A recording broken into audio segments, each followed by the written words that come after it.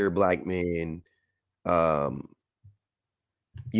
just be like, to hear Jason Whitlock to get up on the stage and just be like, hey, yeah, we need to go back to the days when women couldn't vote. Like, come on, bro. So in the book, it is like that. Like it is a white ethno state, but in the show, they didn't make it like that. Oh, okay. Yeah, they would have had to just hire white actors, and you don't want to do that. Got it. Yeah, for TV, they had to play. They had to see. That's why the movies and the books don't. I don't know. That's why you got to get into it. I wanted to read that book. I got to do it. Did you want to say something else? Did you want to say something else, Liz? I got some people. I'm good. Take care, public. I appreciate that. Thank you. Devin, did you want to say something? Just last point is everyone that we've talked about so far has a platform and is using it rightly or wrongly the way that they intend to, presumably to make money, right? I can't imagine that there's really any other motivation for the vast majority of these folks. Mm-hmm. They might really believe the nonsense they spout, but whether they believe it or not, it's all about the dollar bill in the end. The concern I have is for the more sinister people, and I think we're seeing that generation of folks surface, the Robinsons of the world. Mm-hmm. He's an elected official, or espouses to be. He wants to be. Currently, he's just a party nominee for a very important role in the state of North Carolina. Mm-hmm. But we do have elected officials that are in positions of immense authority, doing things of tremendous harm to marginalized communities and especially Black populations, not the least of which, a good example of that is Clarence Thomas. Yeah. And stuff like that has got to stop also. That's facts. We definitely got to get a hold on that. Hey, Devin, I appreciate you coming up, brother. It's always good. It's always good to hear people say the right thing, especially non-Black people. That's always cool, man. See, we coming together. Cop City. Exactly. We're coming together, you guys. Look at that. Maybe not so much, but hey, at least Devin gets it, At least Devin gets it. All right, hold on. I'm just changing my settings on that, and I'm good to go. All right, here we go. We're back. All right. Nah, he wasn't talking to us like we were dumb. Come on. He just didn't presume that everybody knew what he knew or what he saw. That's fine. He wasn't being condescending.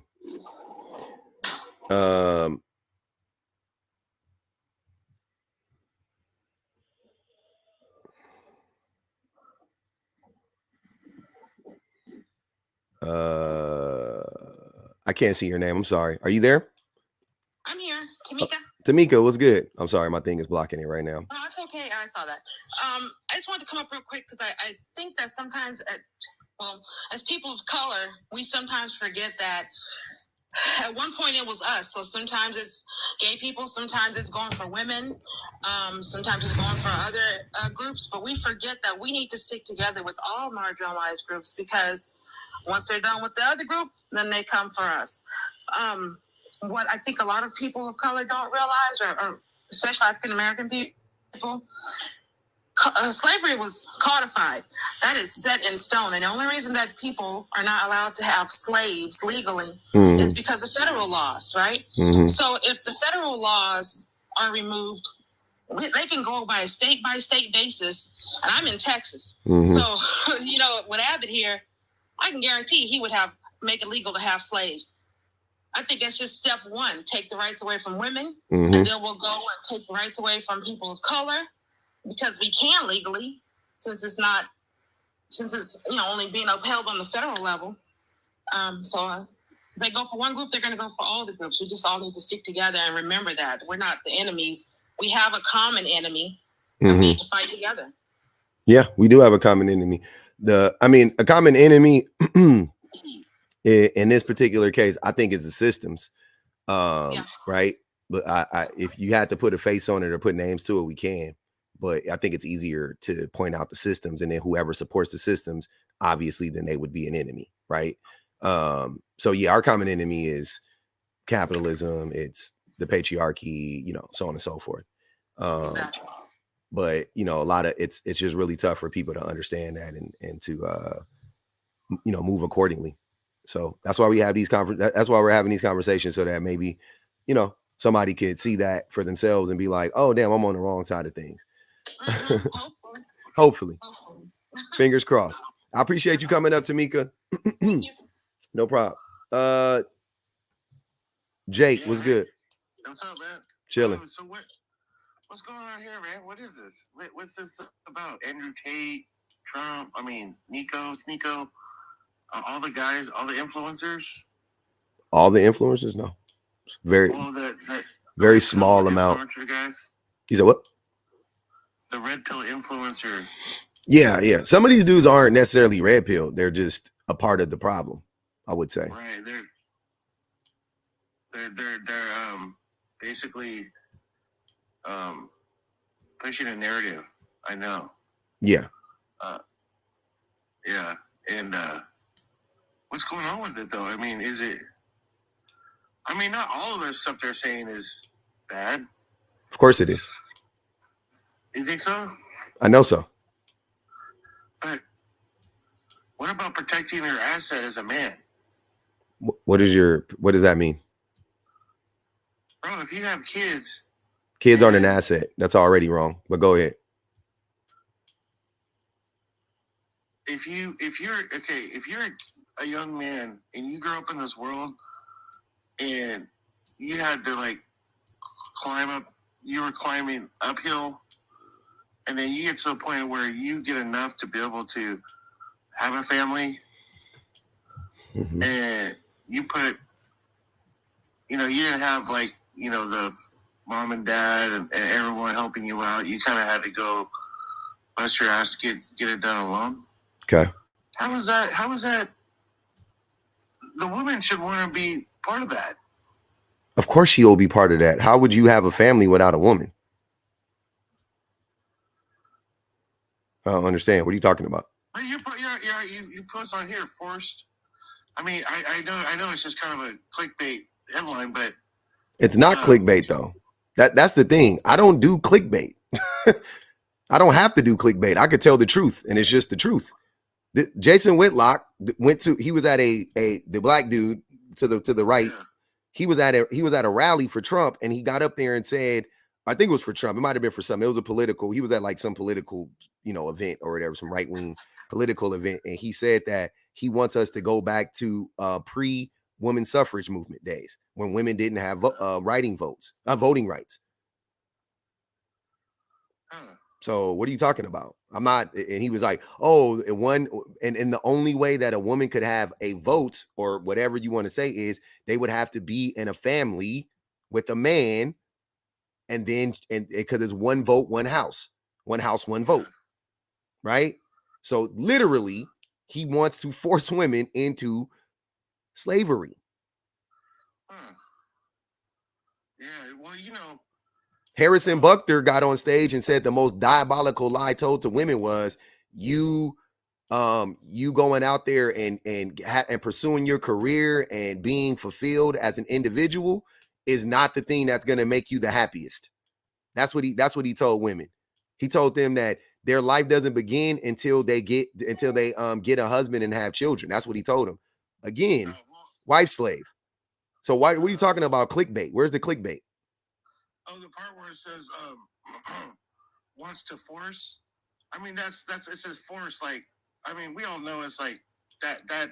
If you take away women, hold on, Jake. If you take away women's right to vote and you take away their ability to make money, what do you think will happen? What do you call that? You take away their right to bodily autonomy. You take away their right. You take away their ability to make money and get an education, and you take away their rights to vote. What? That's not force. You're not forcing them to be a wife slave. Well, I was saying it's like the government can really screw some shit up though too. If people get too caught up in politics, you can't get too caught up in politics. There's no such thing. Politics rule the world. Politics run our world. Right. That's a form of slavery right there. But hold on. But do you not understand what I'm saying? Like, I'm not getting what your point is. You're saying that you're acting like what I'm saying is extreme, but it's not me saying it. It's them saying it. I'm just repeating what they're saying. Okay. You see what I'm saying? And you're acting like I'm just doing it for clickbait. And I think that was very disingenuous of you. Because I'm not doing that for clickbait. I'm telling the truth. It don't matter, whatever. I mean, it's just, it's not like that, bro. I don't think there's, bro, people need to have some form of connection in this world, whether it's, kind of like, if it's not the government, bro, if it's not you, bro, it's the government's gonna they'll be the slave to some government or some corporate job. Any woman, bro, it don't matter. They just need some kind of a containment, dude. You Okay. have to understand biology a little bit deeper. I need to understand biology a little bit deeper. About female nature. What's female nature? Female nature, it's connected with the part of the nature. Nurture needs a lot of protection around it. Okay. So all women are natural. So all women are natural nurturers. Is that what you're telling me? Yeah, that's all. That's their number one MO, bro. So all women are natural nurturers. Okay. Yeah. And interesting. Yeah. And what happens is that if you take that away, bro, like, you're gonna see some shit. What do you think's happening with crime rates and all that?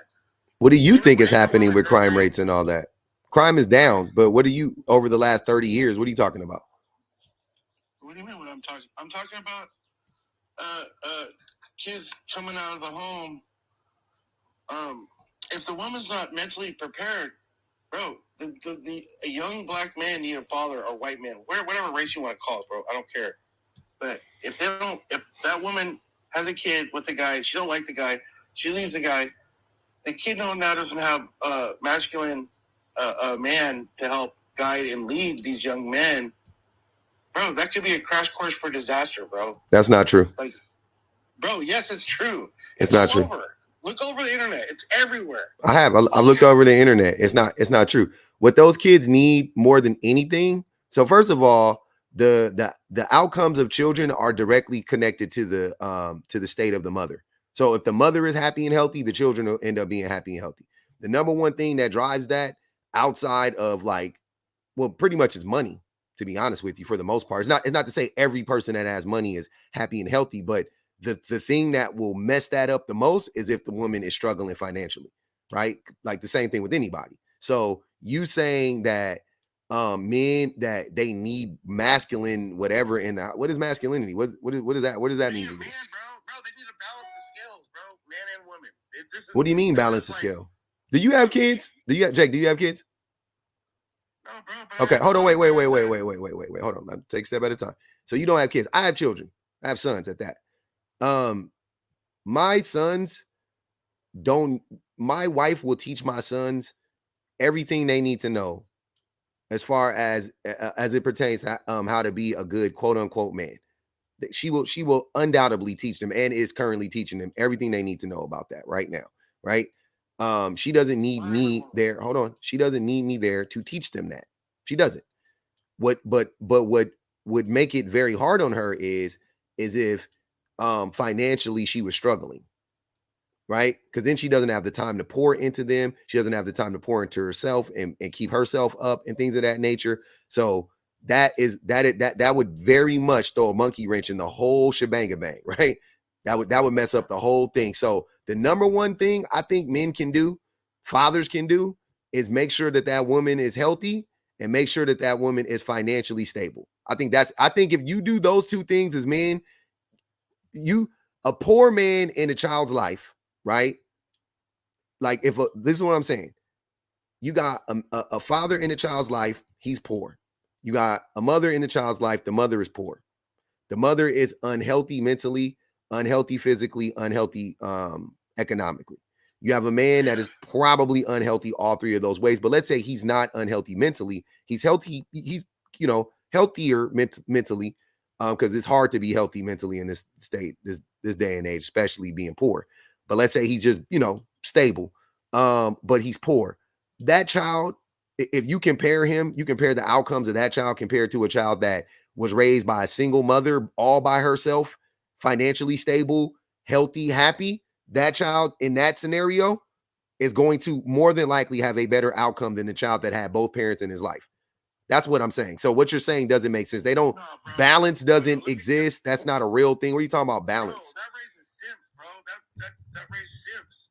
Those guys are just gonna be online hitting you with emojis all day long. What do you mean No, raises bro. simps? Simps, man. Bro, look at Kevin Durant, like simp. All these actors, all these paid for public actors, all these dudes are all like single mothers. Like, I mean, Kevin they're Durant, nothing. Kevin Durant is 1,000 times more successful than you and me at anything. He's still a simp though, bro. I don't, He's is still that like- what you tell yourself to sleep better at night? Is like, yeah, you like chuckle before you go to sleep. Like Kevin Durant, yeah, he's a world famous, world-class NBA player who can get anything he wants at any point in time. And you go, well, at least I'm not a simp like he is. Like, what? Yeah, exactly, bro. That's not. I don't. It's all. Dude, I know, man. It's like he never grew up, bro. But he's Never like, had to grow up, bro. but he's like healthier than you mentally, and he's like financially more stable than you, and he's happier than you. So Yeah, exactly. what do you mean exactly? Still, man, He's winning. That's what I'm trying to help you understand. Jake, he won. You lost. You don't have kids. You're like a 30-something-year-old man. You don't have kids. You don't have a family. Like, what do you mean? Like, at least he don't have that either, but at least he's rich. At least he's jet setting around the country. At least he's great at something. Like, how are you laughing at him? That's bro, that's unhinged. For being a simp. Like, you can laugh at people for a lot of things. Let's, you want to call him a bad person. Okay, you can say I'm not a bad person. He is a bad person, blah, blah, blah, blah. That's fine. But calling him a simp and then laughing like as if you have a leg up on him. Bro, I can call it out, man. I can see it, dude. Bro, if you could see 90% of the people, like, they wear their heart on their sleeves, bro. It's so easy to see, bro. Like, it's like, look, yeah, man. I don't know. Maybe you came from middle class. I don't know, bro. But I came from middle class? yeah, No. upper middle class. No. No. I came from poverty. I came from food stamps and Section 8. Okay. Yeah. Wait, was there abuse in your home? Of course. Okay. Like on a scale of 1 to 10. Abuse is abuse. I don't know. Yeah, I was abused. What do you mean? Bro, ain't no chicken slavery, bro. They need to nurture, bro. There's no such thing as that. That's beat. I don't. That's what I'm saying. I don't know if that headline even works. I mean, it doesn't really make sense. Like, women want to nurture stuff, bro. And when they stop doing that, When's the last time you talked to a woman, Jake? dude. Well, they don't talk anymore, bro. They don't want to talk, bro. They want the government to tell them what to do, man. They're married to Biden, bro. They don't even want to talk. They'd rather listen to Biden than listen to you, man. I'm serious. Go on the street, bro. They want to listen to Biden, bro. They don't want to listen to you. I'll tell you straight up. After the pandemic, bro, they're like, nah. Bro, how many chicks listened to you during the pandemic? Like, hey, be careful about that vaccine, or don't do that, don't do this. None of them. They listen to the government, bro. That's straight viral, bro. That's toxic. They ain't listen to alpha males no more. They just want to listen to what the news has to tell them. Bro, get real, man. Stop simping. Mm-hmm. Stop simping for these chicks, bro. Tell them what's up. But they don't listen to me. Coming in and they're Hold on, wait, Jake. Hold on, Jake. Jake. Jake, you're not making sense. You just said women don't listen to me. So why would I tell them what's up? They're not gonna listen to me anyway, right? Exactly. Not exactly. That's what? It's not exactly. It's the opposite of exactly. You just told me that they don't listen to me anyway. They listen to Biden. Then what's the use of me telling them anything? That's why I'm not talking to them. I'm talking to you. You don't have to talk to them ever again, bro. They're fine with the government, bro. Well, I have a wife. Propaganda. But wait, I have a wife though, so I do have to talk to women daily. Well then, I'm talking about most guys that Guys like you who never talk to women. That's what I'm saying. Like, so why would I listen to a man that never talks to women tell me what women want? You don't think that's odd? Versus a man who talks to women all day long? Who do you think would understand women better? A man that never talks to women or a man that constantly talks to women? I always talk to women, man. No, you don't. When I can. But you can't ever talk to them because they run when you try to talk to them. I try to talk to them, but they're afraid of everything, bro. Especially men like you. Yeah. No, not me. No, bro. It's the government causing propaganda, bro. All right. It's all it is. All right, Jake. They're being hijacked. That's what I'm saying. Hold on, Jake. I got you. Extreme, what's good? You on mute. You gotta unmute. I got you, Jake. Hold on, brother. I gotta bring the other people in real quick. Go ahead, Extreme. Hold on, let's send Extreme a thing. Hey, y'all, let's keep tapping. We only have 56,000 likes. Are you not entertained? Can y'all bang the cash out one time for your boy? You see it right there. Prince Hayes, y'all see what it is. Yeah, let's hit that. Let's bang that cash out one time. Extreme, go ahead, brother. Or sister. I don't even know if you're a man or a woman. I ain't gonna lie. This is crazy. Craziness. So we gonna dump Extreme. We gotta dump Extreme. Hey, what up, cuz? What up, cuz? Mm-hmm. Interesting. Tara, what's good? Hey, how you doing? Doing great. Happy Juneteenth. Happy Juneteenth. Yeah, I just wanted, we were talking about this last night, and I just wanted kind of speak on like the whole propaganda. Mm-hmm. The guy who just up would be like a case study, where essentially they learn things that repel them away from like everybody else in society, and then they can't like they're appreciate you, Carmela. Go ahead. I'm sorry. It's like they're able to say, this is something I'm doing, so it's like everybody else. And essentially, these people are dangerous because it's a reason why their information is out there. Like anybody know about the manosphere? Manosphere is alt-right. This is the manosphere. Yeah, so it's alt-right, and they use the same propaganda tactics that they did in Germany to get certain people to allow them to take a portion of the population and separate them. Y'all know what they did with them. It's the same propaganda. That's why these people are so dangerous, because essentially they are willing for women to lose any and all rights, because in their mind, I deserve that woman. Like, I want to have access to a woman and glorify, like, everything's going to be okay when I have access to a woman. When essentially a lot of these men really need to work on themselves and learn how to build their community with other men. I think it doesn't have to just be other men, but that's where they're in the mindset. Like, y'all need to be able to, like, actually build actual community with other men and not just, I don't know, like, performing around other men. And, like, men do a lot of parallel activities, but they're not actually connecting. So it's like, oh, I'm going to have a family for this status, and, like, a woman is supposed to do all these things for me. But essentially, like, all this is propaganda. Like, we are literally reliving the propaganda from Germany in World War I. We've seen it in real time. I agree. I talk about that often, how they use the same tactics. That's 100% right. Grandpa War says, nothing wrong with the housewife. So you're admitting that all housewives are wife slaves? Because this doesn't say housewife. This says wife slave. I would love for you to come up as well, Grandpa War. If Grandpa War doesn't come up, well, we're going to mute you for the rest of the live. Grandpa War, you can come up. I can't add you, so you got to come up on your own. Go ahead, Jake. Yeah, so we like we were saying, like she's got a point that right there. This system, man, it's pulling the arms of our women, bro. Like they're this guy's pulling her this way, and then the other side pulling her that way. Like, no, man. No. She needs that man that she can trust. What are you talking about? I'm talking about that she has a safe space to nurture And all these guys that are on your screen, these dudes are all men that have that capability of giving her that space where if she wants to have 6 kids and stay at home and cook and clean, good for her, bro. Good for her. You know what I'm saying? Good for her. The more the better, bro. The more the merrier. I mean, if she wants to have 10 kids, I don't care. Ain't no such thing as slavery, bro.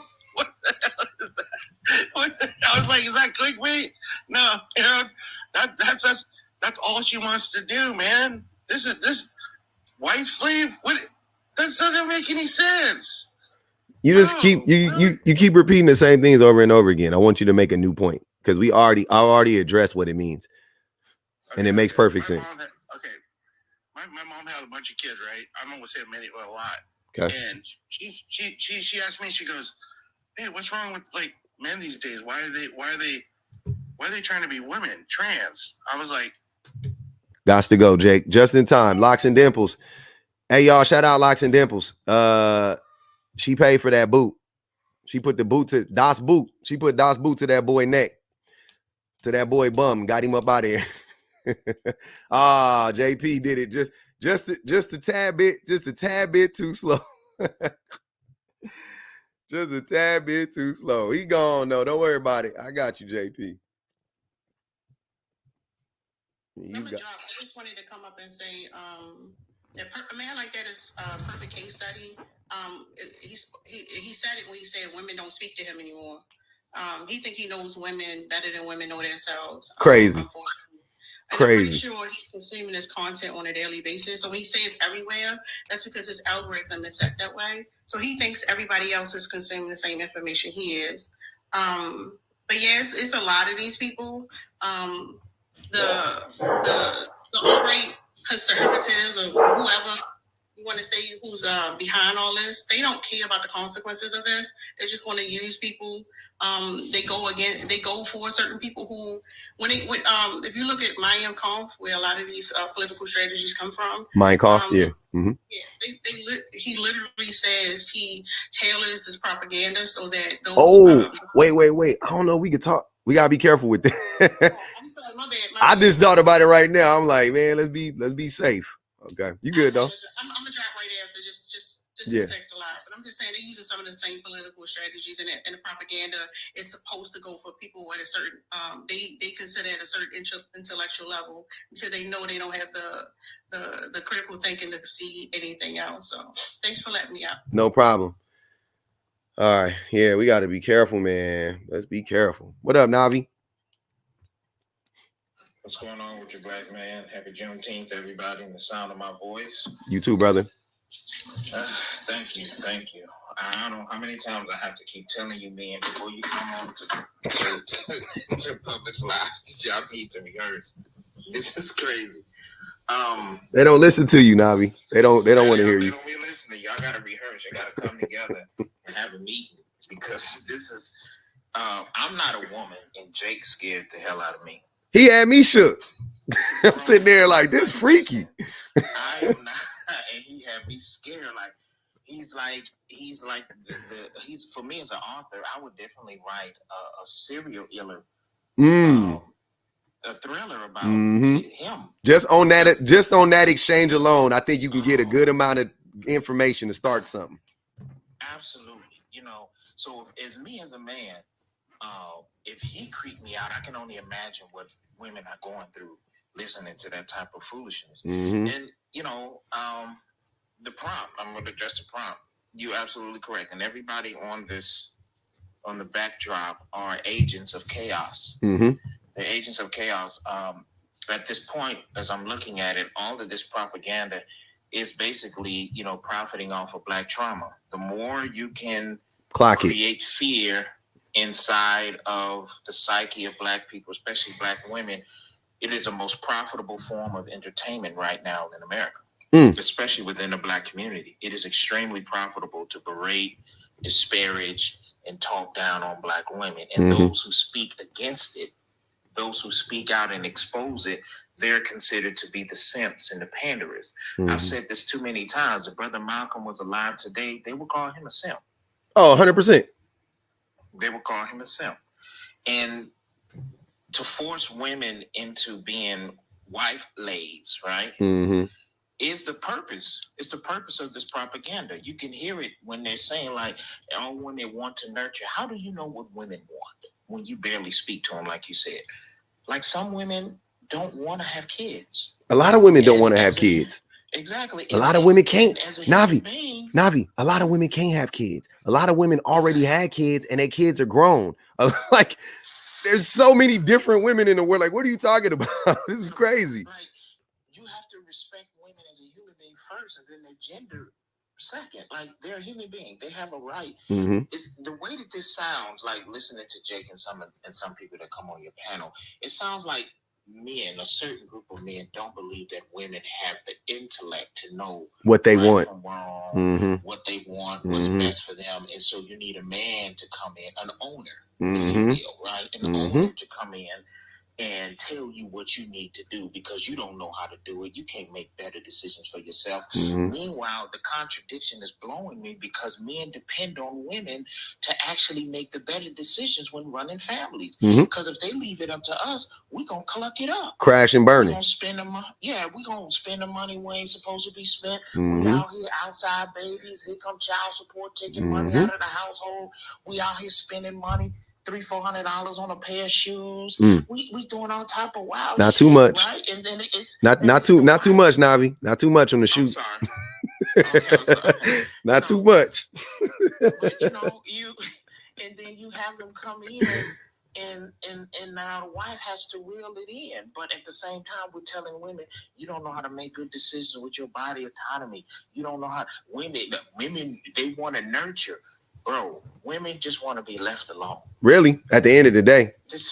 They just want to be left alone. And that's what all of this is about. Like, can you leave us alone so that we can make the decisions as we want to? This, like, I haven't watched Handmaid's Tale. Oh, you got to watch Handmaid's Tale, bro. You got to watch it. Get into it because, yeah, this is the way that these guys are talking. I really need you want to, Navi, you want to watch something and get mad? Watch it. You gonna be I'm sitting there, I'll be on pins the whole time. I was like, wow, this is crazy. And then I started thinking about it. The more I thought about it, I was like, why do it already feel like we here though? Like, I don't know, like something it wasn't sitting right with me. Because I started watching it years ago because it's on its 5th season now.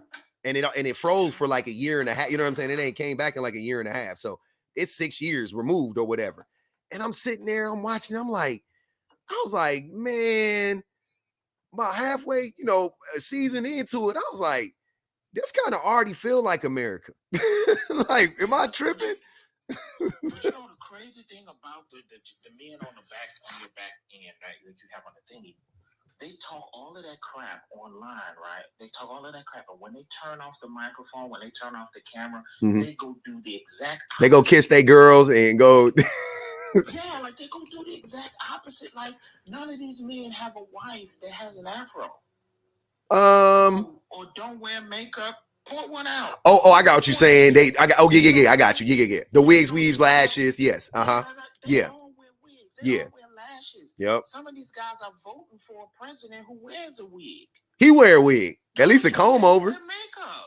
He wear makeup too. He wear hella makeup. Mm-hmm. Like, come on, bro. Like, yep. This is the dude that you want us to, and now he's a convicted felon.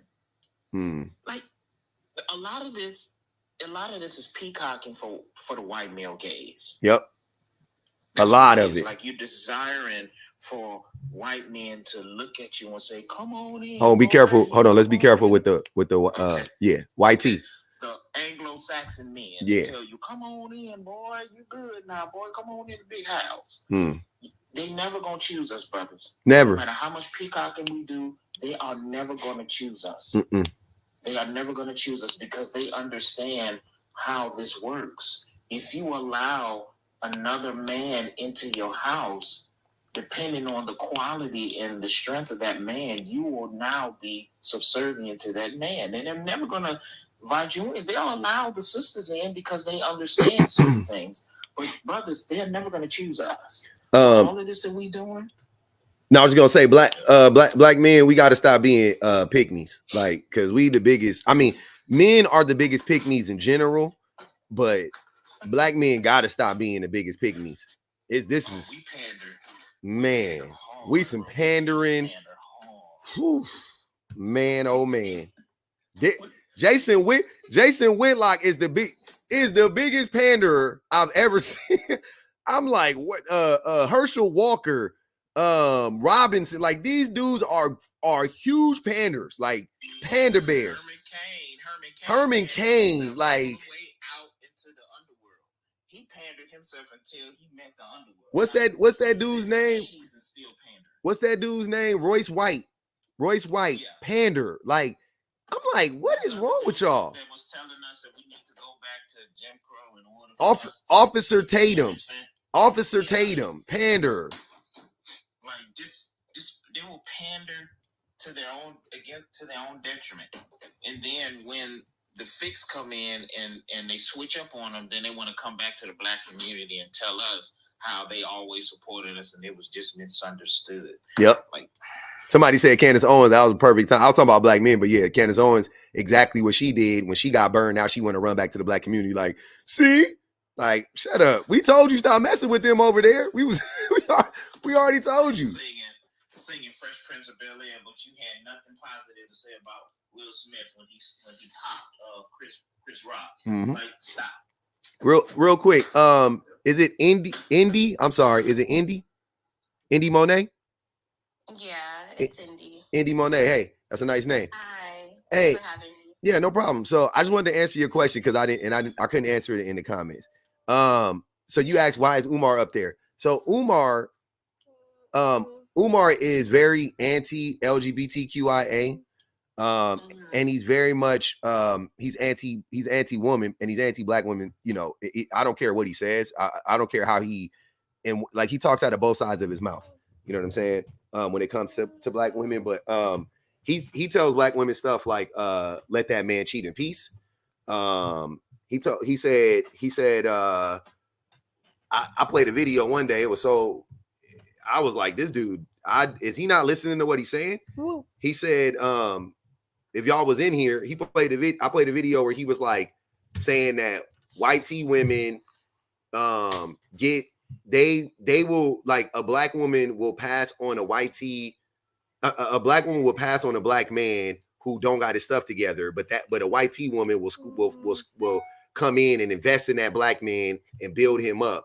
And so Black women should start doing that with Black men, like that, just preaching that struggle love stuff to Black women, which that's not even true. White tea women don't even do that necessarily, but like as a group, you know what I mean?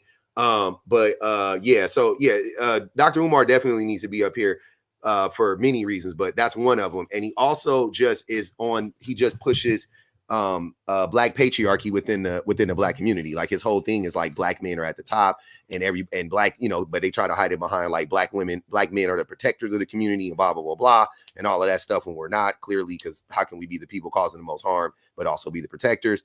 Like he just perpetuates a Black patriarchy over a white patriarchy. That's his whole idea of how to beat this system and how to overcome our oppression is to replace the white tea man as a Black man. That's all he wants to do. Got you. Yeah, that makes sense because I don't follow Dr. Umar, but I've heard some of his like appearances on podcasts and things like that. But yeah, that definitely makes sense when you put it that way, because yeah, that's very dangerous behavior, honestly, to our community for sure. Super dangerous. Telling women to just accept abuse. Telling Black women to accept abuse, and you get on the internet all day long and talk about how much you love Black women and snow bunnies never, and do all that performative stuff. But then when you talk to Black women or you talk to Black men, you don't hold Black men accountable. You don't tell Black men that we need to be better people necessarily. I mean, you don't really give us the formula on how to be a better man, right? He may say, oh, you got to get a job and you got to, you know, he'll say like the basic stuff, but like he don't really hold Black men accountable for nothing. Right. And then he turns around and says something like that about Black women. Like, yeah, just accept the man abusing you. Like, what type of abuse was it? Was it over love or was it lust? Was it in the moment or did he plan it? Like, who cares? He cheated. What are you talking about? He said he would tell his own daughter that. I was like, yeah, this dude is. I don't even consume a lot of Dr. Umar, but like 80% of the stuff I hear him say is like some of the most anti-black stuff I've ever heard. And it's so funny to me that all you have to do is say you are pro-black. That's all you have to do is say you're pro-black and say, I don't support interracial dating or whatever the case may be. And a bunch of black people will buy into the idea that you are pro-black. And I'm listening, I'm listening to him and I'm like, that is anti-black. Like, that is very harmful to black people. That is a very harmful thing to tell black women specifically. Very harmful, very toxic. Like, am I the only one clocking that? Which I know I wasn't, but when I heard it, sometimes I feel like that. I'm like, that doesn't make sense to me. I don't understand how he's literally just like, let's replace YT men with black men, but let's still keep the same patriarchy intact. We just want to, move them out and move in, right? We want a turnkey house, which is the patriarchy. We don't want to have to build it up from the bottom. We don't want a new house. We don't want to fix her up, or we don't want that. We want a turnkey house. So we just going to push the YT man out. Black men, get your piece of the pie. Ascend, get to the top of the hierarchy, get to the top of the patriarchy, and then we're good. Like, it's ridiculous. So do you think out of all the men on the screen, he's like, well, what do you think? Who do you think is the most dangerous to our society or just to our community out of all of these men, and why? First of all, I don't think these men are the most dangerous to our society, okay. but these are the most readily, these are the light version of what I'm talking about, right? Like, but they're the people that and I said it earlier. So this is kind of like a flow chart. If you start from the bottom left with Trip and work your way around, you'll see A, it gets progressively more light, and B, they have progressively more power and influence, right? And their messages get more and more extreme. You know what I'm saying? So, but they all feed into the same thing. But Trump is a perfect example of it because he is where it all intersects, because he is a billionaire, which they are the real, you know what I mean? Like, they're the worst of the worst of the worst. So who's the most dangerous? The billionaires, the oligarchs, the 1/10 of the 1%ers, right? They're the most dangerous to everybody. And then, and then he was also the president of the United States. So he's a perfect example of what I'm talking about. He embodies both of those things, right? So he embodies the political ruling class, and he embodies the capitalist. You know what I'm saying? Usually we have to separate the capitalists from the political ruling class because the political ruling class aren't the capitalists. They don't have this much money, nowhere near as much money as the capitalists, and they don't have nearly as much influence as the capitalists do. Right? When they're in office, they have to do the bidding of the capitalists to stay in office. So you're not, if you get elected as senator from you know what I'm saying? When you get into office, you don't get to just write your own laws. You know what I'm saying? If you're, sorry, not a senator, that would be a congressperson. When you're a congressperson, you don't get to write your own laws, right? Citibank comes in and says, we want this law passed. Don't worry about it. We'll draft it up for you. And they draft up the laws, the bills, and they give it to you. And then you go and you present it as if this is me. I want this, but it's just one of your handlers gave it to you and told you to do it. You know what I'm saying? So that's like, yeah, definitely. But on this list, who's the most dangerous? Obviously, it would be Trump because he has the most power and the most money and influence. But in our community, also Trump, because a lot of black men are following Trump. but I would say who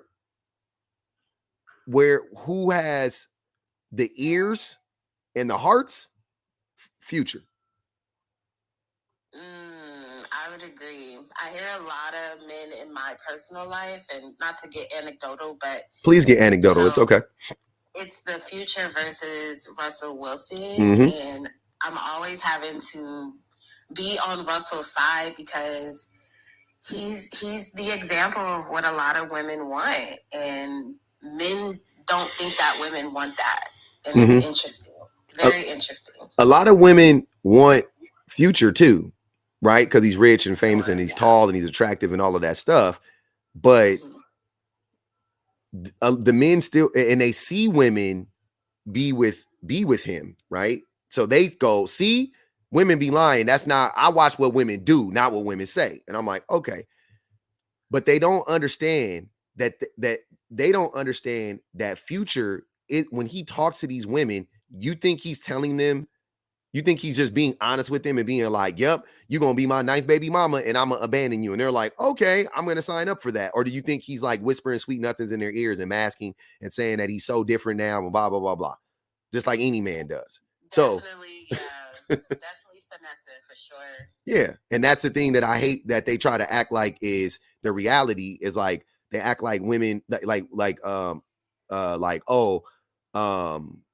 these women, they're just attracted to this abusive man. And I'm like, they're really not though.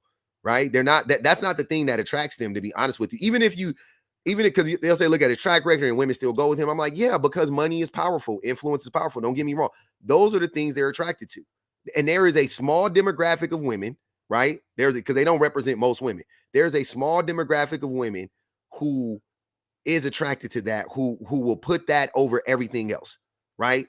A certain lifestyle that he can provide for her, access to certain things, whatever the case may be. There's definitely a demographic of women that is open to that is open to accepting, a future, right? No doubt about it. I'm not denying that at all. But to act like that is most women, you know what I'm saying? That's where the problem lies. It's not, you don't need to be extreme. You don't need to be like, well, since there are some women who still like a future, then that means that they represent most women or all women. And that's what these men want to believe. They don't want to believe you when you say, no, what women really want is a Russell Wilson type. Right? Because that's harder for them in their mind to reconcile, because it's way easier for you there's no justification for you as a human being to not be a better person, right? So, and essentially what people are saying when they say Russell Wilson, the idea of Russell Wilson, by the way, because we don't know Russell Wilson personally, right, but the idea of Russell Wilson, how he presents himself as patient and kind and empathetic and gentle and nurturing and caring and attentive and all of these things. That's how he presents himself amongst a leader, yeah, amongst other things. He, capable, things of that nature, right? But it's easier for you as a human being to go, especially as a man in our society, it's easier for you to go, well, as long as I'm chasing money and trying to be like Future, because that's what these women really want. As long as I'm trying to be like Future and I'm trying to get to the bag, the proverbial bag, then that should excuse all of my sins along the way, all of my shortcomings along the way. Hey, why aren't you a better person, public? Oh, because I've been trying to get rich. Well, okay, get your bag, get black man, get your money, right? That's typically what the response is, and men know that. It's a setup too, because when all you have is your money to offer, you don't want women to see only that. They don't want the woman to only. Who said that? Who told you that? Well, no, that's what I think. Like, as far as men who go chase the bag and don't work on themselves, as soon as the woman comes in and only wants the bag and not, they want that everything else. They want that. Those men want that. That's what I'm saying. That's another thing. Broke dudes always be projecting on the rich. That's why I say stay out of rich people business. Broke dudes always act like rich dudes don't be out here leading with their money. Rich dudes know full and well why the woman is with him the majority of the time. Yeah, that's the separation. You're right. They know. They know exactly what they're getting. They know exactly what they're signing up for. Stop trying to coddle them and act like they got tricked. He didn't know that she wanted to. Brother, you are 45, 50 years old. You are dating a 22-year-old. You don't think she's with you because of your money, Leonardo DiCaprio?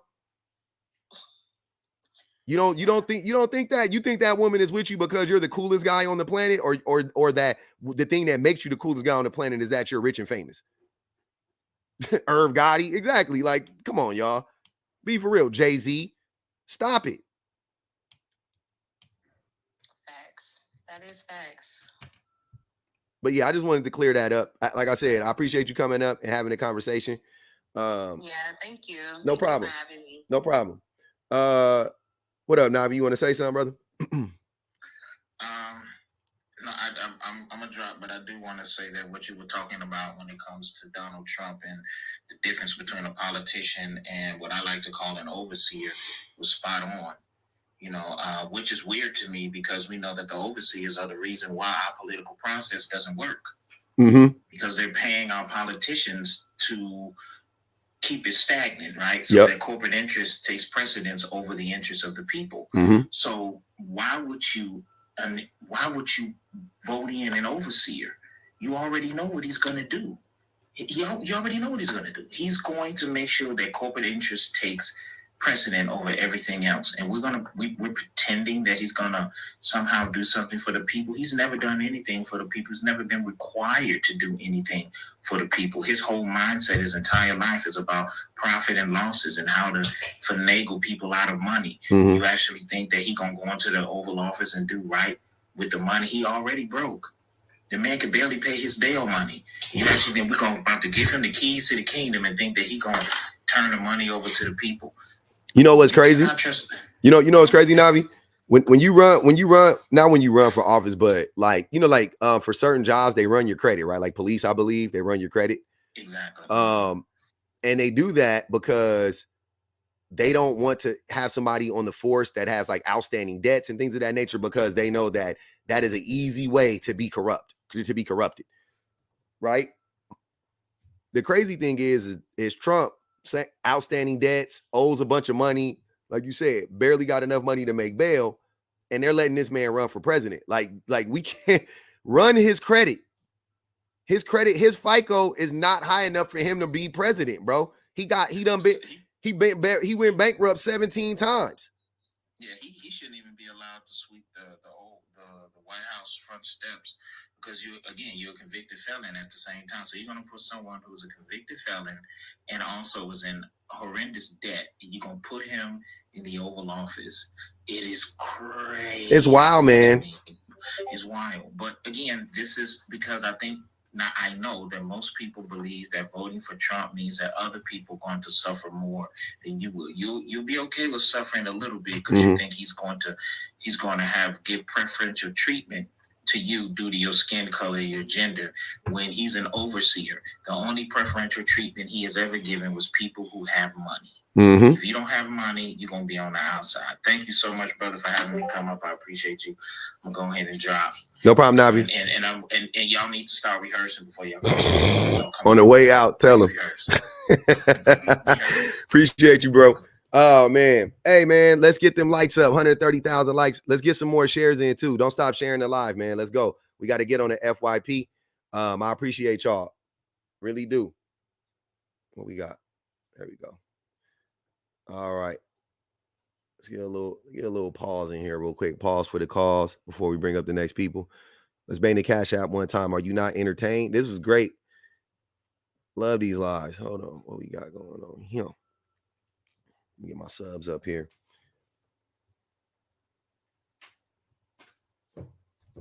Yes, attitude problem. Attitude problem said, didn't Trump offer to get rid of all the restriction for oil companies if they gave him $1 billion? Yes, he did. Hey, what's going on?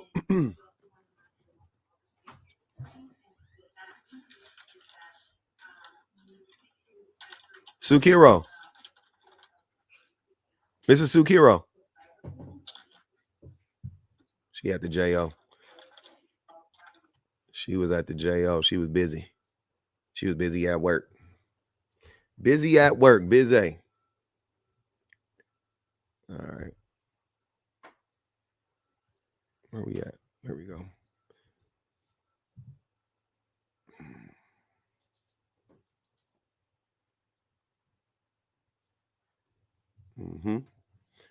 Appreciate you, China. Thanks for the Cash App.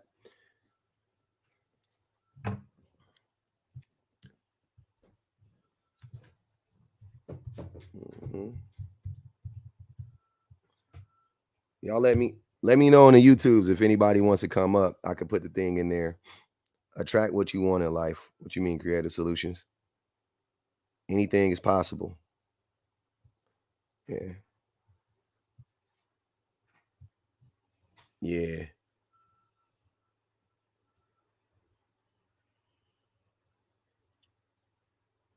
My brother just messaged me and said, bro, I can't open TikToks anymore. Then get TikTok. Fool don't got TikTok. But me and my mama be sending them TikToks and he be like, I can't open it. Then get TikTok. Just so you can open our TikToks then. You ain't got to stay on the damn app. What up, Kay? Hello.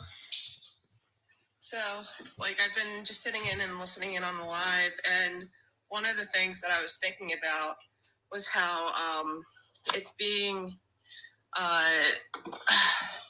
like sold to women in general, like the trad wife or the traditional wife kind of thing.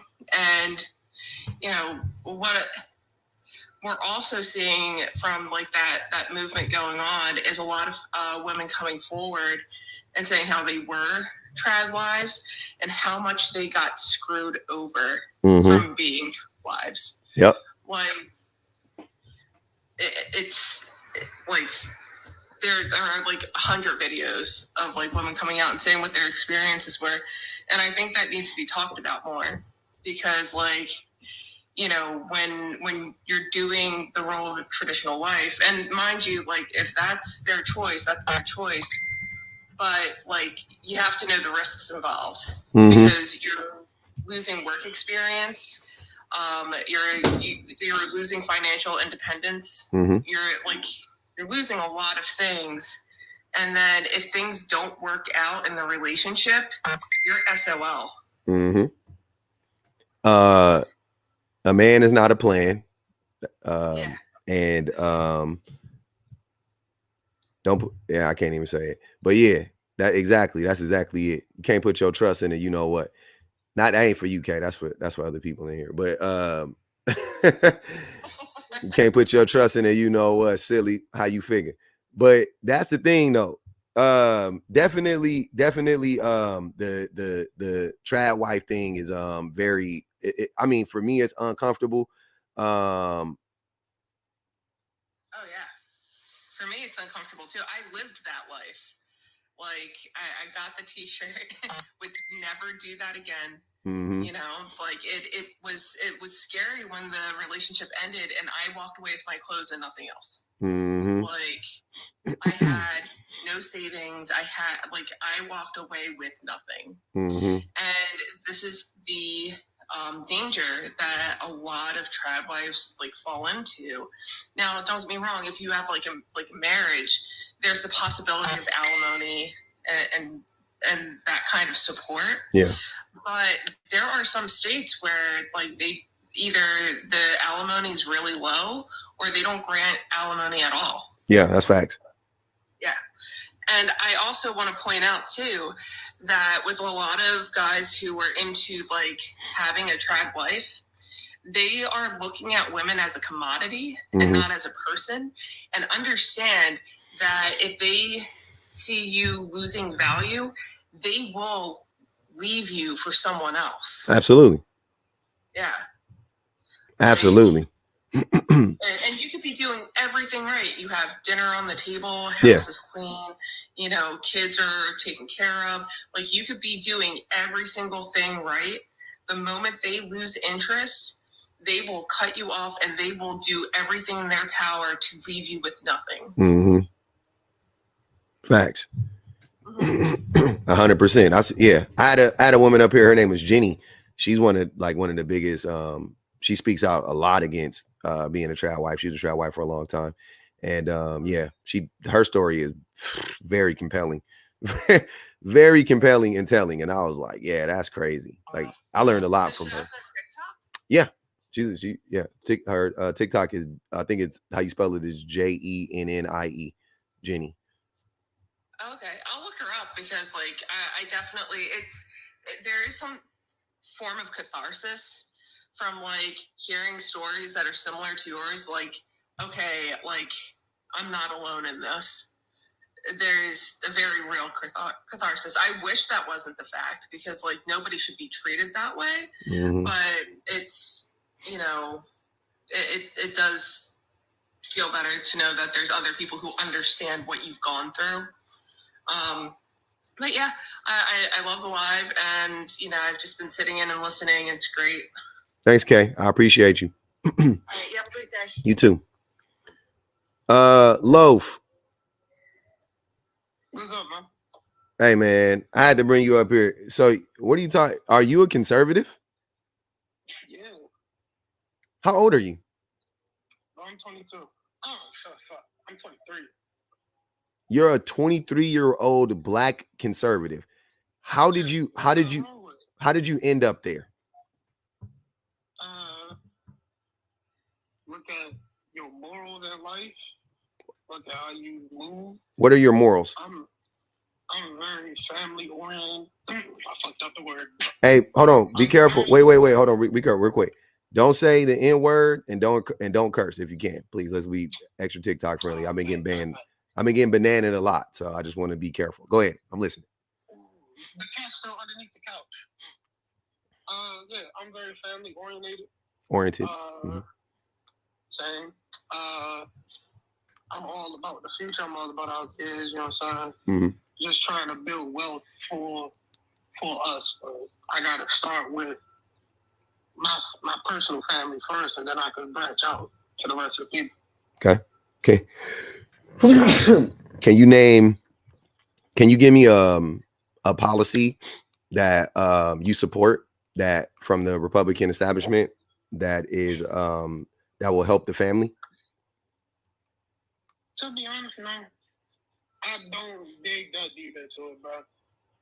The most you gonna hear me say is something about what's posted on YouTube or whatever.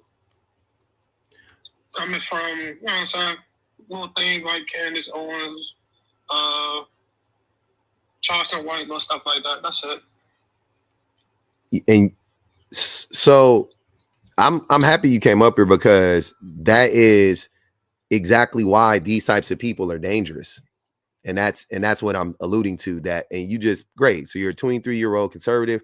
I figured you got there by some social media influencer or whatever the case may be.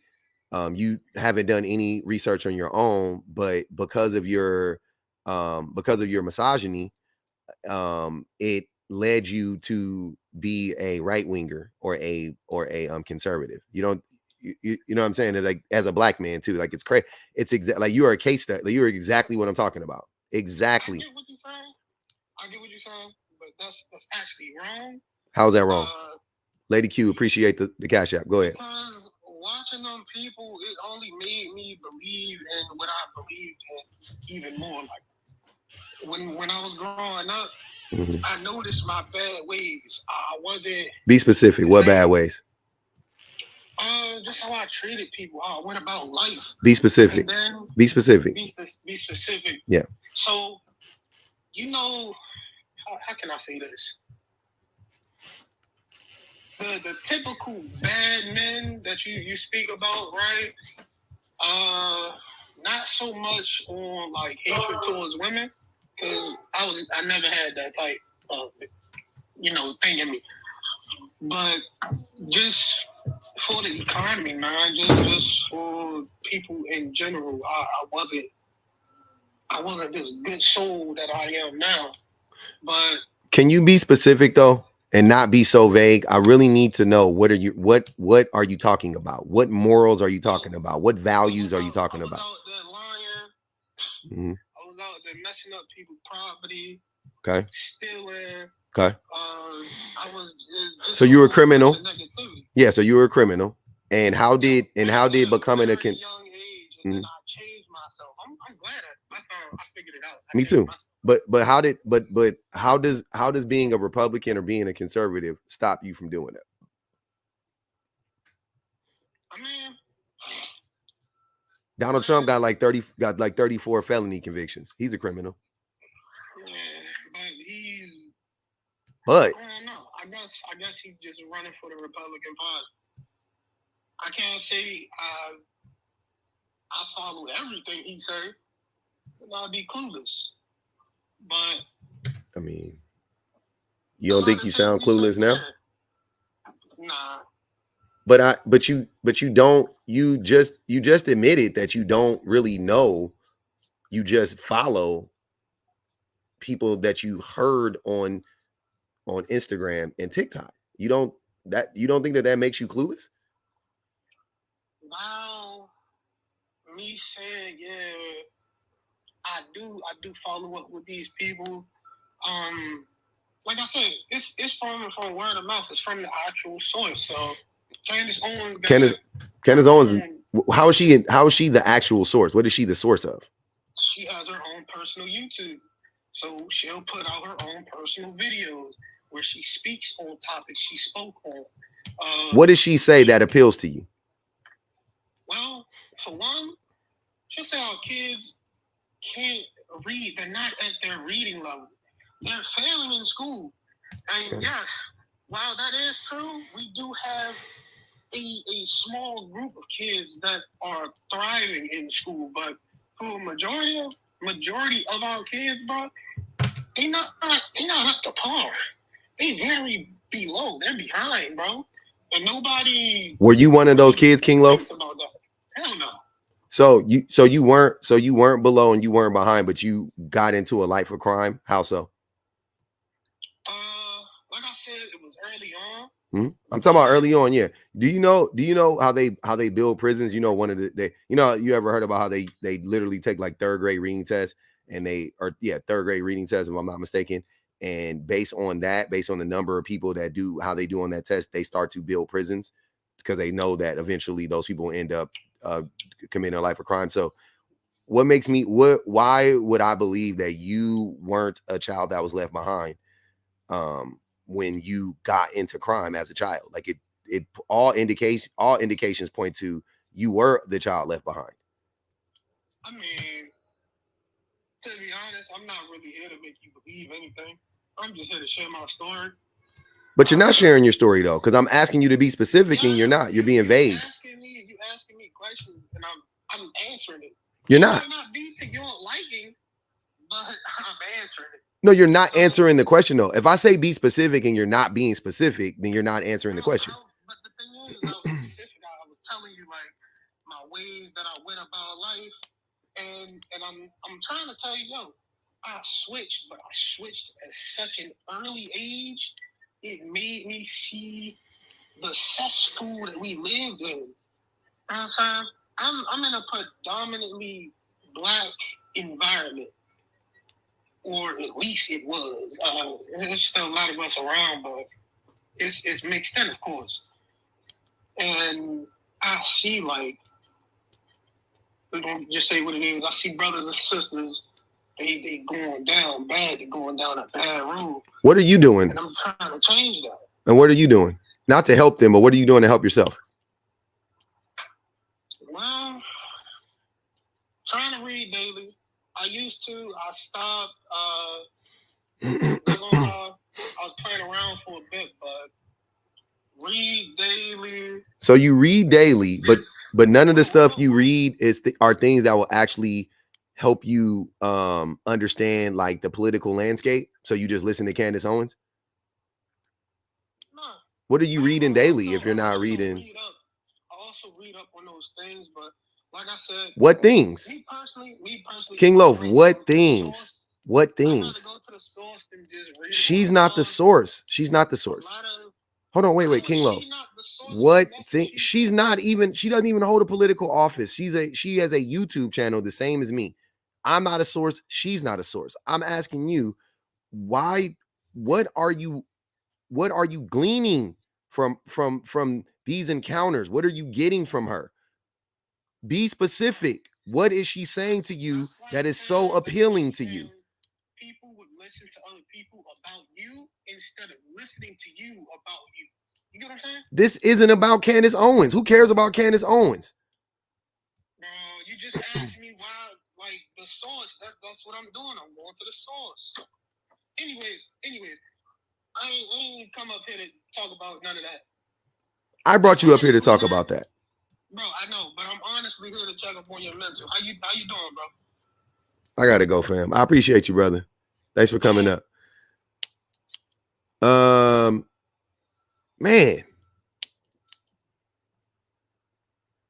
oh man.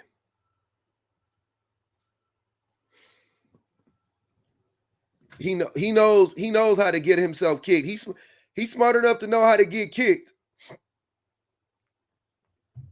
He's smart enough to know how to get kicked. That's for sure. Because what are you talking about? Can come on, bro. A 23-year-old black male conservative. I learned it from a YouTuber. That's how I became conservative. Makes sense. And that's what I be talking about. That's why I'm happy. I'm happy. That's exactly what I be talking about. How are you? I don't understand any black men being, I don't understand black people in general being conservative, but I definitely don't understand. And not to say I don't understand, like, I don't know why we are, like, historically, I know why we are. It was beating us. But I'm saying, I don't know how we are, but at the same time, I don't know how you could be, you know what I mean? Like, it just don't make sense. I'm like, how does that make sense? Like, when you have any semblance of a choice now, right? And you choose to align yourself with an established, like, what? I don't know, man. How are we attack dogs for conservatives? Is that exactly, Navi? That blows my mind every single time. It will never not blow my mind. I don't understand it like one bit. But you know what? I take that back. I don't understand it when you're doing it for free. When you're doing it for money, I get it. I'm like, they doing it for money. Not to say I excuse it, but at least I can wrap my brain. Like, Jason Whitlock is being paid to go and say these things. You know what I'm saying? The other people, they're trying to get a place in the whatever the establishment, make them, you know, the people do strange things for money. We know that. But why, King Loaf, what are you doing? You know what I'm saying? Like, what are you, like, Candace Owens doing it for money? King Loaf, what are you doing? Candace Owens used to be a liberal. She was openly liberal. She pulled a Kevin Samuels. It was calculated. She went right to make money. That was it. Being a black woman, being a black female Democratic political pundit ain't gonna make you that much money. It ain't gonna make you that much money. Being all of those things and being a right winger, cha-ching, cha-ching, cha-ching, cha-ching, cha-ching, cha-ching. Candace Owens would have never been known to us if she was just some regular rotating head on CNN, you know, reporting in the field. We never would have knew who she was. She was smart. She was savvy enough. She went out of her way to deliberately make that change to make money. It pays until it doesn't. Yeah, that's crazy. Vote Republican at your local level, man. Please be for real, LJ. That's why I don't trust black people who are Republicans. I don't. I'm gonna tell you that right now. I don't trust you. I don't trust you. I wouldn't let you pick out the restaurant if we was gonna go eat somewhere. Like, I can't trust you to make any decisions. That's crazy. That's wild. That's wild, fam. I'm sorry. Can't do it, man. I can't trust him. Why don't I trust these people are like, these people to me look like they got on the hoodies and got the eyes cut out and stuff like that. That's what they look like to me. That's what they sound like to me. All of their rhetoric, all of their politics, all of that stuff. And you just walk right in and just go, I like it here. I think I'll stay.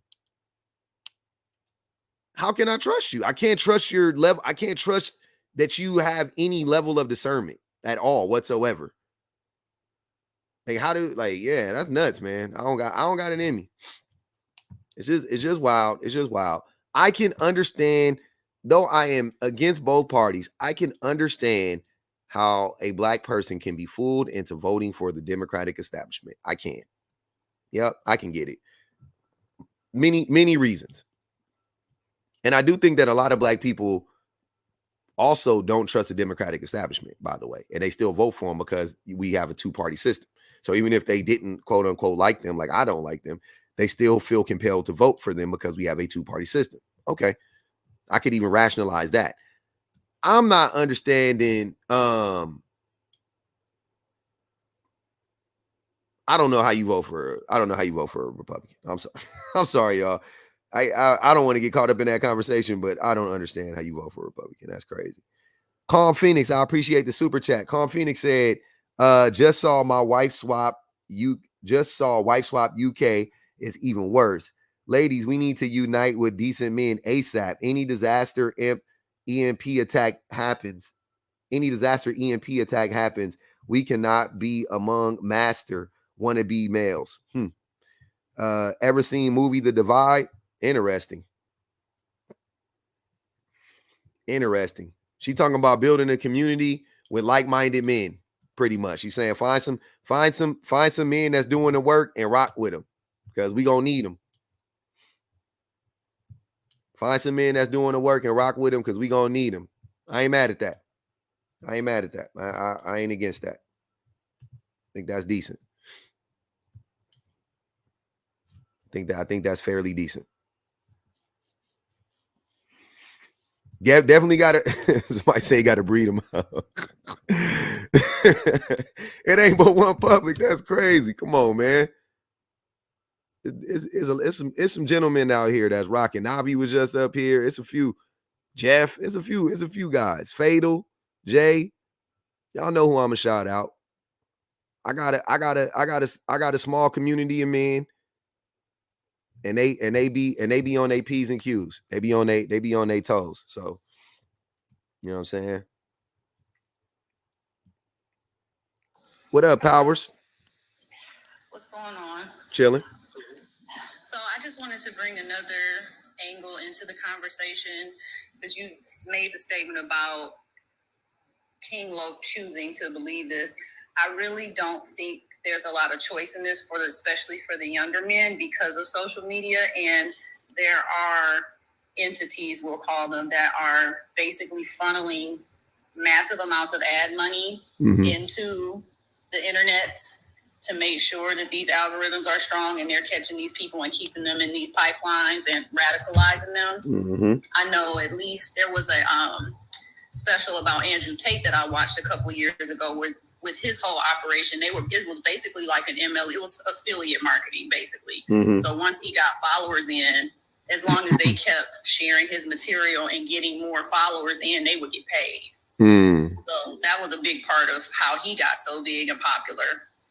And now it's just, attention farming. And I don't think most of these young men are strong-minded enough to fight against that. So you got that, along with a message that's appealing to all their insecurities. So it's a pretty tough fight, to be honest. That's facts. I want to see that. I've heard about that documentary about Andrew Tate. Yeah, he definitely runs a pyramid scheme, without a doubt. Without a doubt. Buy my book. I'll teach you all the ways to make money and get women involved. It's the same. It's crazy. Yep, that's all I had to say. Appreciate you. I appreciate you. Keep it up. Thank you. Happy Juneteenth, by the way. Hey, that's crazy.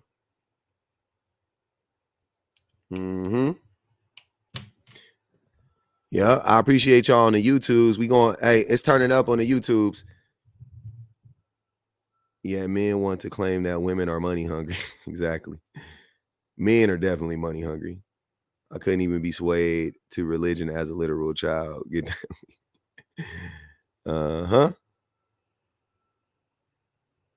King Loaf, man. What's up, Shan? Happy Juneteenth, my guy. Happy Juneteenth. We up here. We black today. Out here. We out here. Hey, man, y'all go outside today. Make sure y'all go outside and touch some grass on Juneteenth, man. I'm always outside. I need to go inside for Juneteenth. That's what I do. I'm off today. I'm feeling blessed and highly favored. Blessed and highly favored. Hey, JP dropped Loaf with her drop, just so y'all know. Sorry, Loaf. Oh, damn. She had a drop in the chamber and she used it. So there we go. Damn. Yep, just that quick. He ain't even say nothing. He couldn't. Well, he said something earlier. He was yapping, and she was like, "I don't want to hear it again." So there we go.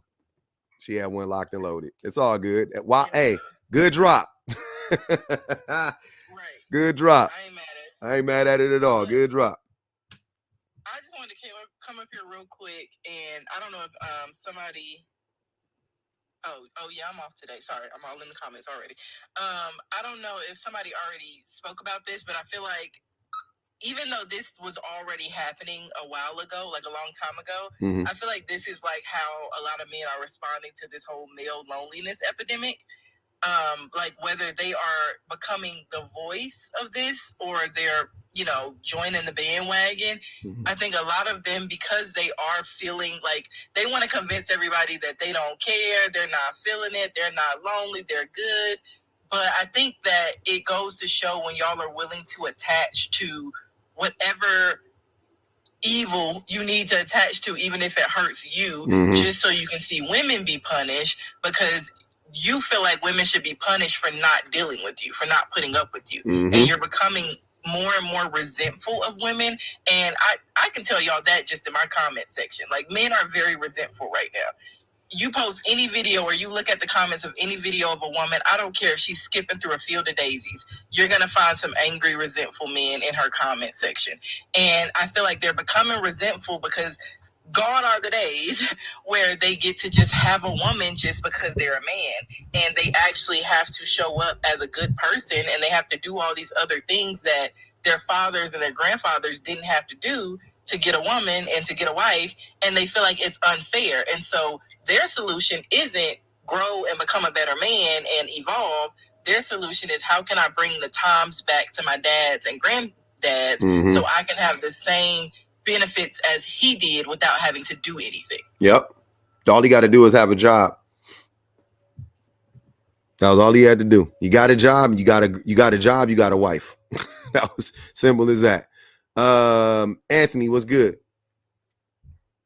I'm good, brother. I'm good. How you doing? I'm doing great. What's happening? Happy Juneteenth, man. Oh, you ain't even American. You don't. Whatever, man. You black. Fuck it.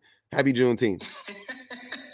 I've been to the US many times. Yeah. Many times.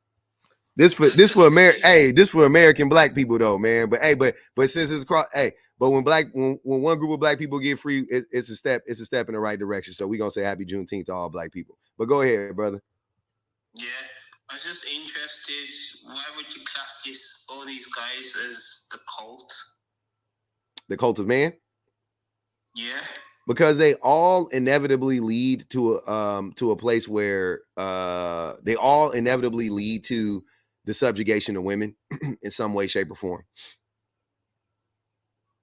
Yeah, but it's not just women though, it's men as well. What do you mean? That the patriarchy hurts men as well? Well, if the patriarchy didn't exist, then women wouldn't be able to do what they can do today. You mean they wouldn't have to do what they do today? No, they wouldn't be able to. Give me an example. In other words, look what we've built. Look what men and women have built together. Yeah, there's certain things that women have done, which is great. And there's certain things that men have done, which is great for society to run. Like, for instance, women reproduce for the next generation. So when our generation, so when we pass, our children take over and keep the infrastructure running. So what infrastructure? Like these guys, for instance, I've met Andrew Tate, and the things that people think about him is completely negative because it's just social media. When you meet him in person, he's a decent guy. He's not a guy who says this, that. So is he masking when he's online, or is he masking when he's in person? Which one is it? Because he can't be both. He's masculine. No. I didn't say masculine. Listen to what I'm saying. Is he playing a role online, or is he playing a role in real life? Which one? He's playing a role in real life. So who he really is who he is online then. Yes. Then what are we talking about? Who cares about how he acts in person? That means he's being phony. But I mean, there's a lot of women who be phony as well. What does that have to? What is Andrew Tate? Hold on, wait. What does Andrew Tate being fake and phony have to do with women? Why do y'all always try to blame women somehow? Why are you bringing up women in this? Like, what are we talking about? This has nothing. Look, sir. When I say this has nothing to do with women, I'm not talking. This has everything to do with women's rights. Don't get me wrong, but this has nothing to do with women's actions. Zero. Has zero to do with women's actions. So what are we talking about here? Fair enough. So you'd say these guys push a movement which is negative to society, would you say? Yes, absolutely. Well, isn't there all forces that pushes negativity to society? Say it again. So isn't there always going to be some form of negativity pushed to society? I don't know. It doesn't have to be. But that's what happens in real life. Sometimes. Doesn't have to be, though. We have to learn about negative things so we know how to use our brain to fix it so it becomes positive. You do know, Anthony, that there's such thing called natural consequences, right? So, yeah, of course. Yeah. Asia put $2 towards crowdfunding to, for the drop, just FYI. So we got 2 in the bank. Y'all need 48 more. But so what I'm saying is that crowdfunding, the women trying to highlight what is wrong in the world and saying that it's always going to be that way is counterproductive. It doesn't make any sense, right? So why are we talking about that? You should never be making the case for the world has always been messed up, so why try to fix it? $5. We got 7 in the bank. We should never be making the case for the world is messed up. So why try to fix it? You see what I'm saying? That's a weird case to make. Oh no, I didn't say that. I said there's always going to be negativity. So as an individual person, yeah, not talking about the world, I'm talking about as an individual person as yourself, yeah, mm-hmm. Right? Because you've got skills, mm-hmm. You've seen negative things, and you've known how to, because you're a grown man, I'm a grown man. Yeah, 21 in the bank. 21 in the bank. Mm-hmm. Yeah, you know what? That's great that people are putting money in your bank, That's brilliant. 26. That's brilliant. I got to call it out. Go ahead. 26. 36. Damn. Go ahead. I'm listening. But yeah, mm-hmm. We learn wrong from right. Okay. If it makes sense to you. It doesn't. 46. Because what I'm saying is that there's natural consequences. We don't need a world full of unnatural consequences. You know what I'm saying? Very true. Yeah, very true. I can agree with you definitely on mm-hmm. that one. Mm-hmm. Definitely. There's things that have been made which are ridiculous, which are a joke, which has no use to society, where there's natural things that are very good, which have been put there for society, for the world, in fact, just for the world now. We made it. Damn. We made it. Mid-sentence. Y'all made it. Uh-oh, hold on. We got somebody. Is that a racial slur in here? Uh-oh. What's this? Am I tripping? Is this Moss World? I don't know. Is that a racial slur? Mods, where you at? Hold on. I'm just trying to figure, what is that? What is I don't even want to say it because I don't know what it is. It feels weird. I don't know. But maybe they're black. I don't know. Who knows? But to speak to, well, I was barely listening. I kind of caught the tail end. But because I wanted to address somebody else in the comments who said that I was the first person to say that they were off today for Juneteenth, and Thanks, that Misha. I was lucky. Mm-hmm. So that wasn't by luck. We at my organization, we never had Juneteenth off. So we also didn't have a DEI committee. So what I did was started the DEI committee and pitched for Juneteenth to be recognized as an organizational-wide holiday, just like July 4th is recognized as an organizational-wide holiday. And for that to be written into our policy handbook. And so it was approved, and this is the first year that we've ever had Juneteenth off. Hey, hold on. Look at that. Look at black people doing black people things in the work. Hold on. Say it again. I like that. That gets me excited right there when black people do that type of stuff. Yeah.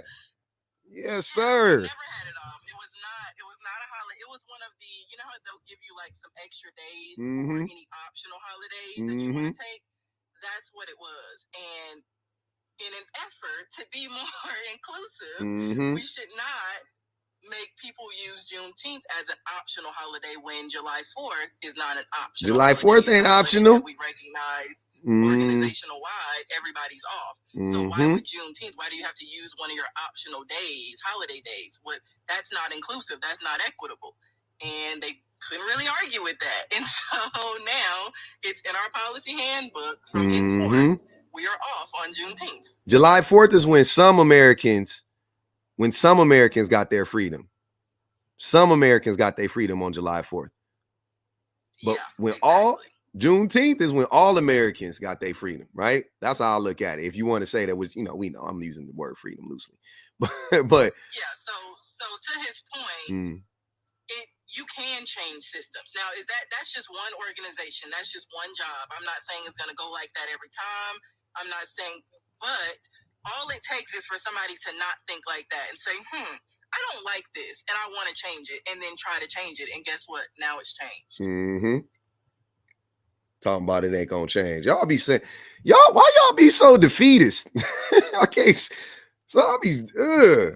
Y'all be thinking can't nothing get better.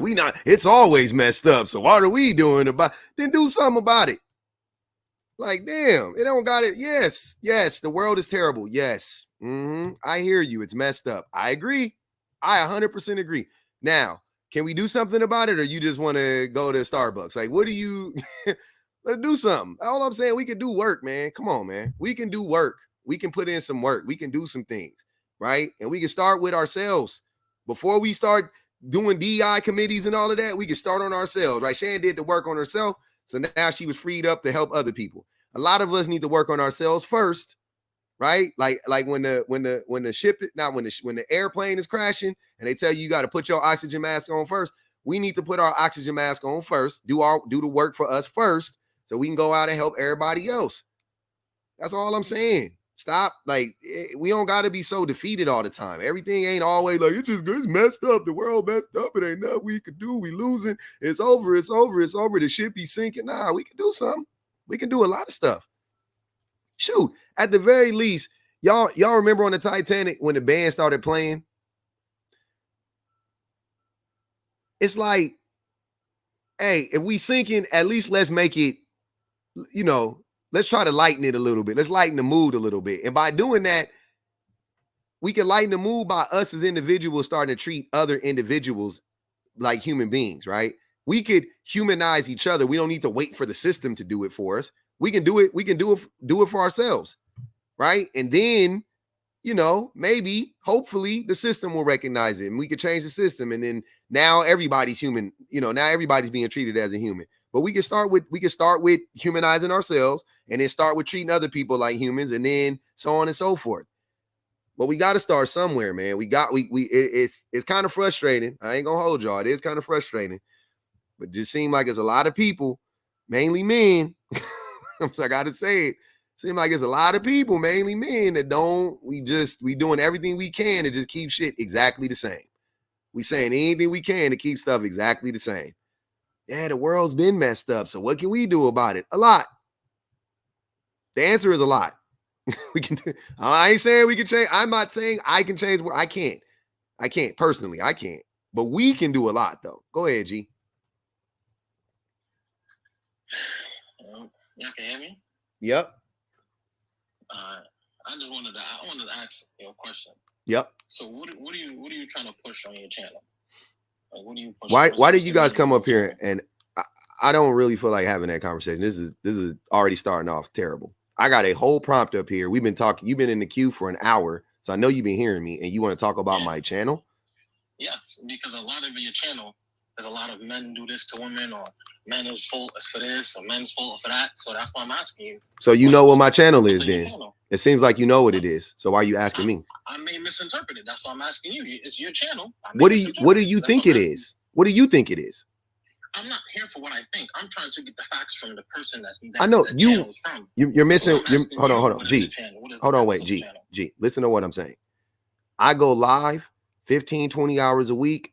I got hundreds and hundreds of videos. I got thousands of hours of watch time. Like, and you can go consume all of that stuff, right? No diddy. And then you can come to your own conclusion about what my message is, right? So, and it seems like you haven't done all of the research, but you've done some of it. So I'm asking you, what do you think my message is? Because I'm very clear in my rhetoric and in my videos and whatnot, in my content, what my message is.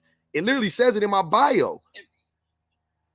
I'm asking you what's your messages, and then you're saying, "Oh, it's clear on my message." It's like, so if anybody come onto your channel, so regardless, they could think anything on what you say, and regardless of what they say, you're like, "Oh, that's my point," but they could completely misinterpret everything you're saying. Yes, so I'm saying, what's your channel, and what does it mean for? And you're telling me, "Oh, just think whatever you may think it may be. Just think about it." Like that's not clear. But that is clear. You for the fact that I'm asking what's your standpoint on something so that I don't misinterpret most of this. Can I ask you a question? Okay. Like can I ask you a question? Sure. Have you watched some of my content? Yes, I watched some of your content. Okay. So, and in my content and in my bio and in my lives, I am very straightforward about what my message is. So I don't think that me telling you what my message is going to help you understand what it is any better. You see what I'm saying? So I need to know from you, what do you think my message is? Okay. I'll tell you what I think your message is. I think your message is basically trying to point the finger at men. Just like how you always tell men not to point the finger at women. That's exactly what your channel is doing. You're pointing the finger at men and saying, men is doing this and all the men is doing that to these women. And you're basically not like, I'm going to give you a question. This is another question. What accountability or what was something you think that women should improve on? I don't. What do you think? I don't think women should improve on anything. What do you think women should improve on? Exactly. And that's the problem. No. I don't. No, hold on. G, stop. Answer the question. Go ahead. Yep. That's the problem. Watch. Hold on. Wait. I'm going to, in real time, I'm going to show you why I don't say stuff like that. Go ahead. Now you tell us what you think it is. What do you, give me one. All I want is one thing you think, and I'm going to be very specific when I say this to you so you can understand why I say it. So do you think that women are oppressed? Oppressed now and then? No. You don't think women are oppressed in 2024? No. Okay. What are they oppressed with? By how? Right? Not with, but okay. So you don't like them men making more money than women per capita, women having it. Hold on. G. A conversation goes like this. I talk, you listen, you talk, I listen, right? So there are a myriad of ways that women are oppressed. But like I said, so financially, economically, they're oppressed, socially, they're oppressed. Physically, they're oppressed through their women are oppressed just like black people are oppressed, right? Like, let's start with one. Huh? Let's start with one. I just named it. I just named one. Let's start with the wage gap. Okay. So you're saying the wage gap, that women are oppressed on the wage gap because they make less than men. But the thing is that people don't look into the facts on why they make less than men. It's not because I bet you haven't looked into the facts. I bet $1,000 right now you don't know what the facts are. I looked into the facts. Okay, what are the facts? Because of time off. It's because of pregnant. When women get pregnant, when they give birth, women take more time off than men, and it's also because that also falls into hours work when they take time off. So what if wait? So what if I told you that that's not the case, and they already in the studies they control for all of that, even with all of that being because they took all of that into account. what they said was that when it is a 1-to-1, when a woman works the same job and she works the same hours or whatever the case may be, she makes 87 cents on the dollar to men. That is what the study, that is what, hold on, G, that is what the study concluded. That's what I'm trying to tell you. It wasn't all of those things didn't they already took into account. They control for those things in the study. That's what I'm saying. So you can't say that that's not, you didn't look into it enough. I'm not saying you didn't look into it at all, but you didn't look into it enough. So the wage gap is a real thing, right? Look, let me ask you a question, G. Is the wage gap real between black people and white people? Is the wage gap real between black people and white people? Mm-hmm. Do white people get paid more money? Do white people get paid more money to do the same job as black people do? That's hard. That's hard to decide. I wouldn't think so. No, I wouldn't think that white people get paid more. And it depends. Like it's depends. But I wouldn't know. Okay, no. So for working the same job, I would say no. So black people aren't oppressed? Black people aren't oppressed? Mm-hmm. No. So black people aren't oppressed and women aren't oppressed. Okay, so if that is the case, then at what point so explain to me for just for one example. We're switching. Can we stick with the wage gap first? No, we already discussed the wage gap. You don't know what you're like. No, I'm not about to go back and forth with you and you don't know what you're talking about. I do. I didn't even get to finish what I was talking about. Okay, go ahead, finish it. Keep going. You're saying that it was like, oh, when they match up the times worked and stuff like that, but it's also because women also don't argue for more money. They also not argue for more money. Why do they need to? That also too. Why would a woman need to argue for more money if a woman is sir? They don't ask for more money. First, so if they're getting paid, first of all, it's illegal to pay women more, to pay men more than women based on gender. It's illegal to do that. So, and then let's put some common sense in here. If I can pay women less than men, right, and they still do the same amount of jobs or the same productivity, why wouldn't you just hire all women? That's the same thing. But you guys asked that same dumb question, and if you thought about it, hold on, G. Hold on, G. If you thought about it for 2 seconds, the reason why that logic is completely flawed is for several reasons. One of them is to uphold the system of patriarchy. You need to reward men. You cannot give all the jobs to women or the men revolt. And then you lose your power on everybody. So of course you have to keep men gainfully employed. You have to. There's no way around it. So if the powers that be, if the oligarchs want to keep their power, they have to appeal to the people who have the power and authority to oppress everybody else in their community, which are men, right? So with that being said, they don't give all the jobs to women because they can just pay women less money. That doesn't make sense. The same way they wouldn't give all the jobs to immigrants, even though you could pay an immigrant less money, right? In theory, because whatever, you could pay an immigrant less money or whatever to them, that's how they do it. That's their system. So, but they're not going to hire a bunch of asylum seekers because they know if they do that, we will revolt. And by we, I mean the Americans. We will what? You give them all of our that's how you know that lie about they're giving all of our jobs away is a lie, because if they really were giving all of our jobs away, I think people would be revolting more. And people are revolting. Don't get me wrong. We are a part of it. They are, however, outsourcing our jobs to other countries. That is what they're doing. So like when you call IT, you call for support and they send you to Bangladesh, or they send you to, you know what I'm saying? Or they send you to the Philippines. That's what they're doing. That's an example of that. They're not, but in America, they're not doing that. In America, if they did that, we would revolt. So that's why they don't do that, sir. No, you're saying they do that. Yes, that may be one reason so they don't revolt, but they also don't do that because, no offense to women, but men do produce more productivity in the workforce, and the stats show.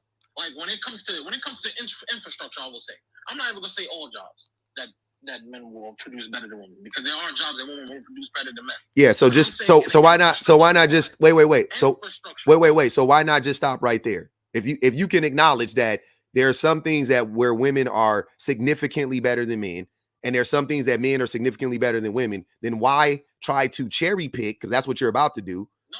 Yes. I'm not even finished though. You don't have to finish your whole. Hold on. G, your whole premise, your initial take.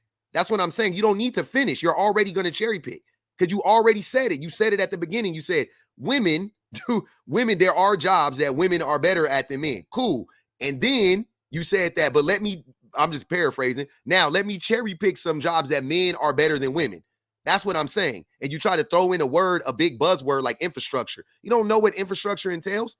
Infrastructure also entails clerical work. Because if the paperwork don't get filed, then nobody knows what's getting done. And who does that? Women. So you can't do that. You can't say, well, men are better. We talking about chopping cinder blocks? They use tools for that. Men don't do that. The tools do that. You talking about laying down concrete? Men don't do that. The tools do that. Men assist. But yeah, exactly, Jeff. Who's keeping up with the books? The women. So you lay the tools down and then the tools do it themselves, right? No. I just said, sir, the men's jobs are made.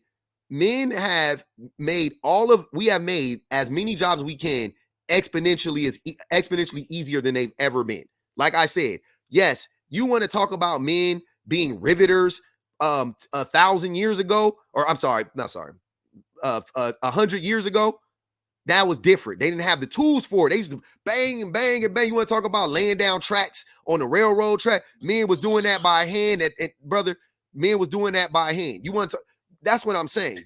So what you're proving is that it takes more skill than just the tools. That's what no. So before the tools, like you said, before the tools came in, they was doing that before the tools came in. So what you're saying, it takes more skill than tools that come in.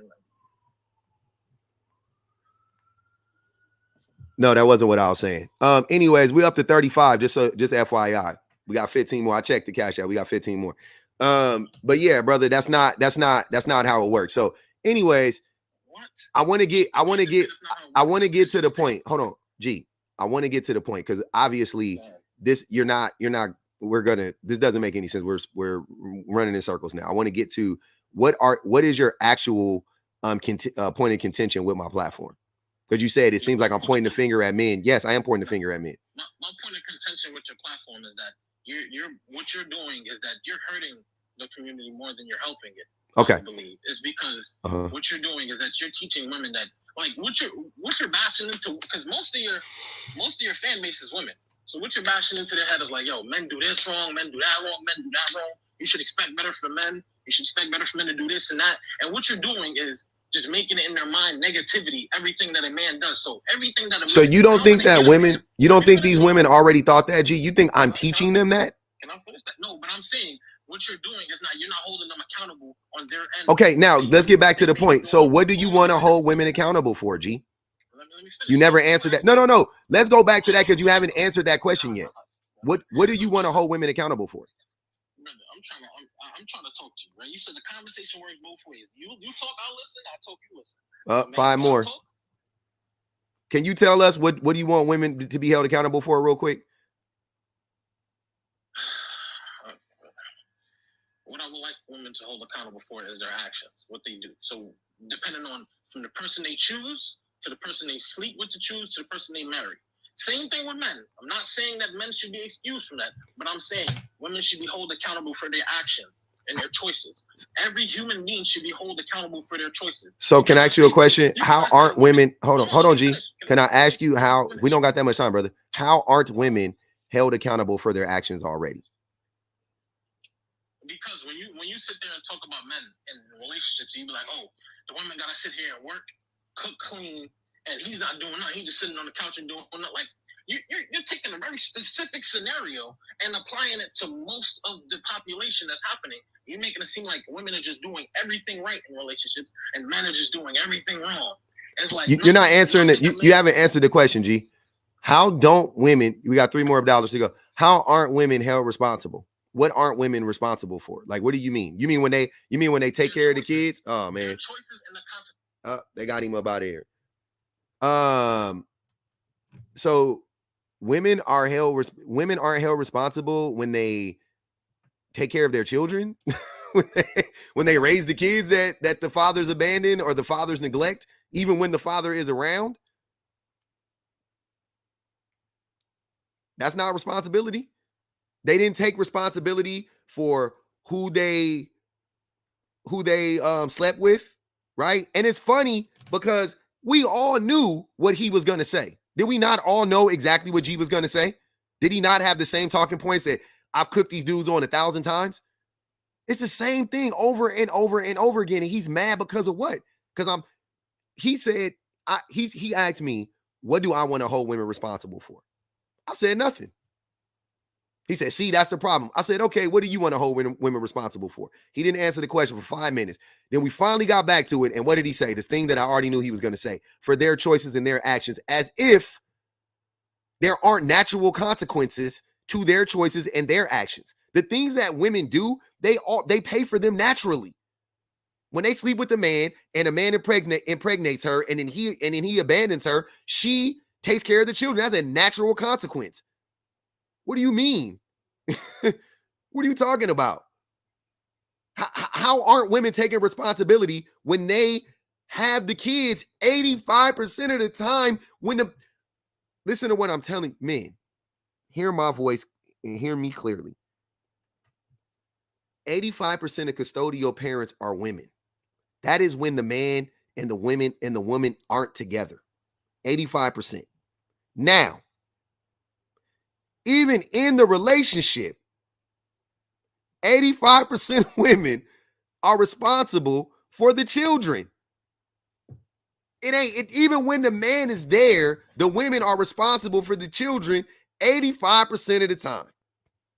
It don't matter. It don't matter how you slice it. Man there, man not there. Don't matter. Man there, man not there. Doesn't matter. Doesn't matter. Seems like what is the and what else do you have? How is that oppressing men? How is that oppressive? What are women doing? This is the question that I'm asking you guys. When we ask, what do you want to hold women responsible for? What we're asking is, in what ways do women oppress men? Because I can name 1,000 ways that men oppress women. So if you come up here and say, we got to hold women responsible for what? For what? How what are women doing? I'm not following. I'm not tracking. Hey, G, they dropped you, fam. You got to pay 100 to come up. They pay 50 to drop. You got to pay 100 to come up. What up, yellow chick? Hey, what's up, Pub? Hey, what's up, everybody? Happy Juneteenth. So, Pub, I just wanted to let you know, we were doing some data research on TikTok, me and Tara, over the last couple of days. And we came to realize that the vast majority of these red pill people, they speak very slowly. They speak very, very slowly. And I need to try to pay attention to most of them. There's a couple exceptions. So now we determine that before they even get to their point, we can realize that they're misogynist without even letting them get to their point. Like about 7 or 8 words in, we're like, oh yeah, we know where this is going, because he's speaking so slow that he's trying to figure out the manipulation inside the sentence. So, hold on, Tara.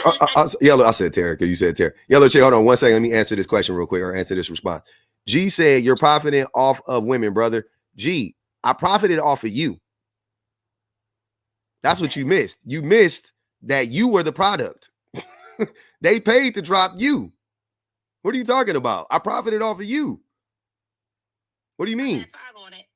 If people put in on it, fam, if you broke, just say that. You could pay 100 and come back up. Why you mad at me? Why are you acting weird to me? What did I do? Go ahead, yellow chick. Yeah, and I also want you to know that your prop got me traumatized, because I'm actually watching The Handmaid's Tale right now and freaking out every single day that I watch. Where you at? Where you at in it? Season 2, episode 4. Oh my God. I'm I'm having trauma. It's a doozy. It's a doozy. And every day I look on this app and I'm like, yo, we're heading there. Hey, Tara. Tara, I just said you. We were talking about our polls and our research that we've been doing. But yeah, I just wanted to pop up, say hi. Happy Juneteenth to everybody. Yeah, and that's that. I ain't got much to say. Thanks, Hello Chick. Appreciate you. Yeah, man. No problem. Hey, man, don't hate the player, hate the game. This man mad because the girl he's paid to drop. We don't even know if it was all women. Some fellas be dropping y'all too. Shout out to Tez. The men's be dropping y'all too. Men don't want to hear y'all shit either. Where my guy at? There you go. I think Hazel paid to drop somebody too before. Y'all be tripping.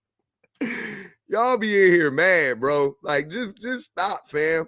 Just stop. Damn. They don't like you. I'll be here, man. What up, Mel? They don't like y'all, man. What up, Jeff? It's so funny that he was saying that you're telling this message to women, and you're perpetuating this negative message to women about all the stuff that men do, as if it wasn't women who taught you about sexism and misogyny. Like, that's what I'm saying. I was like, you don't think? I was like, wait. So it's women who taught you public. The women taught me. I learned it from the girlies. What you mad at me because I learned it from them, and now you telling me that I'm just telling them the thing they telling me? What are you talking about? That don't make sense. I'm telling them, I'm not teaching them nothing. They already know. Gentlemen. That's like a white person holding anti-racism live to white people, and a white person telling them You're out here telling black people. Teaching black people about racism. Is he? Am I though? Am I really teaching women about misogyny, or do women already know about misogyny? Or do we already experience it, and this is why, like, women have held you accountable to your actions, and now you're like, okay, great. Now that I have this particular knowledge, not the whole other men accountable. Help other men hold themselves accountable. That's the thing. I'm like, hold yourself accountable, brother.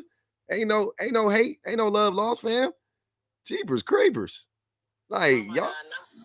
But yeah, I just came up there to say that, and I thought that was hilarious. And also, I love the way they talk about all these studies, and they can't name a study. When he was talking about men being more productive at work, those studies, there are no studies that can legitimately say what the studies are inconclusive about productivity at best.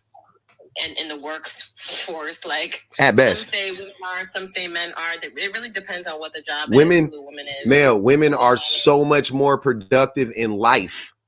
Women are more productive in life. So you mean to tell me that the people that are more productive than men in life, all of a sudden when they go on the job, they cease to be more productive than men? Stop. Stop it. I do want to say, like, I'll be asking Google AI these questions that these men be asking you or trying to tell you, and Google AI be like, no. Google AI be shutting it down. AI said that women tend to take on more tasks than men at work. They tend to take on more hours than men at work to complete things at work before men do. Like, there are different trends that, like, women at the workplace do that, like, men don't do. So that's what Google AI was saying. Ain't that something?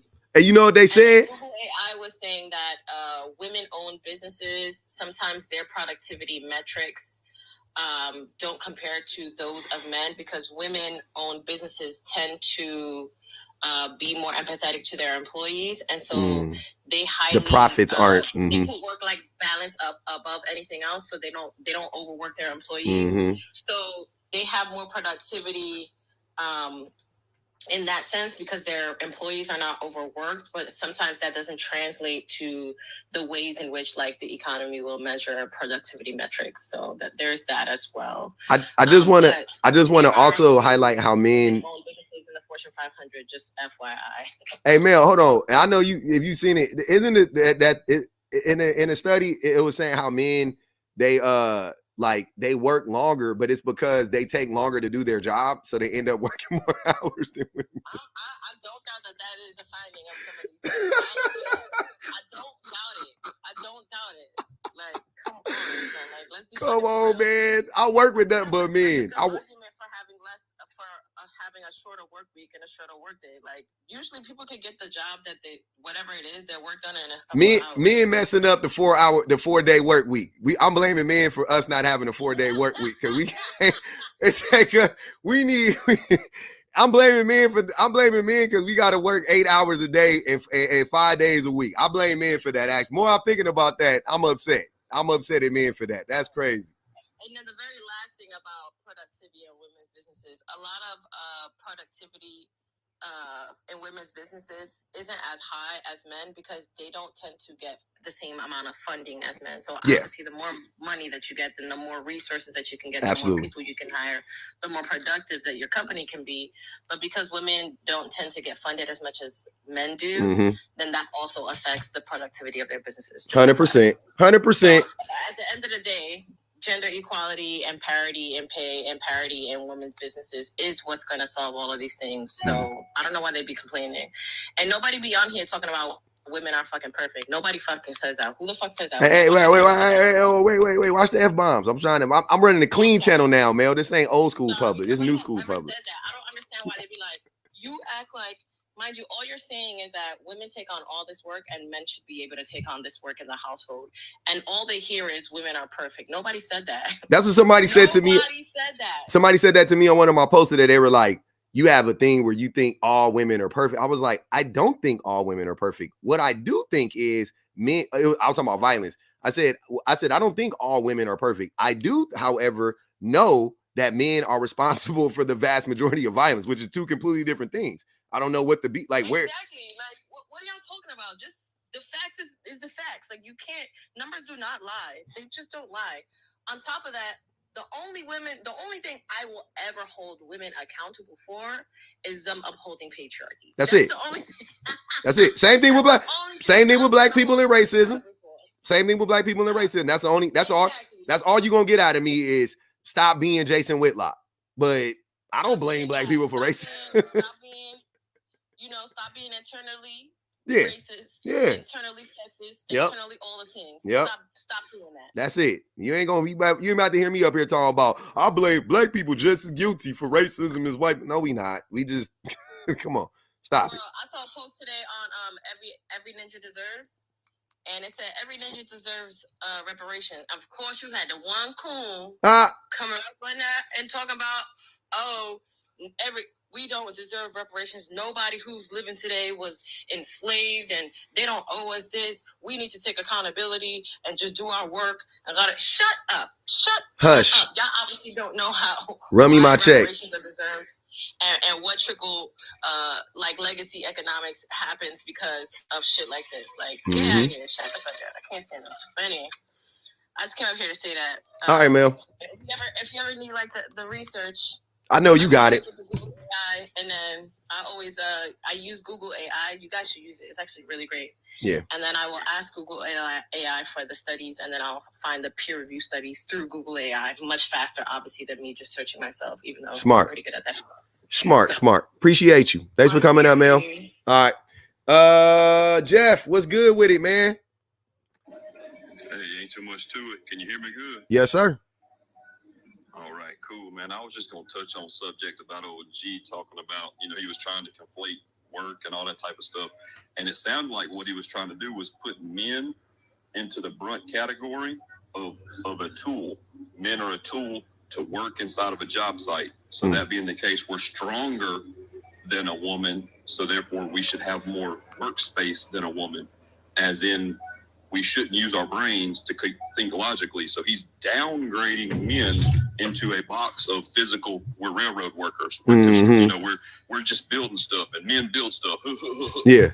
And like at the end of the day, like what good are you painting men in that picture if that's all you are saying, that we're the superior thing because of we've got muscles, or we're okay doing back-breaking work for 10, 12, 14 hours a day? At what point can we dismiss? We don't want to work like that anymore. Men don't want that work. That's why we made tools. That's why we have pieces of equipment. That's why we don't dig holes with shovels. We have bulldozers now. That's why we do those things. That's what I was saying, Jeff. He thought he acted like I was lying. I was like, men, we just made our jobs way easier, bro. Like, what are you talking about? Right. And as we've made our jobs easier, collectively as a society, capitalism hasn't kept up with the wage gap. So we have continued to push rhetoric of the working man person still gets paid lower wages, as if we still take 100 hours to do a 20-hour job. We have all this equipment. We're working much faster, much better, but only the top profits because we work faster, because we work better, because we build things faster, because we get stuff done, because we have computers in the office now. We're still getting paid the same money from 40, 50 years ago. Less. It makes no sense. So why are we pushing the rhetoric that men should be doing? You know, like his train of thought is all sorts of fouled up.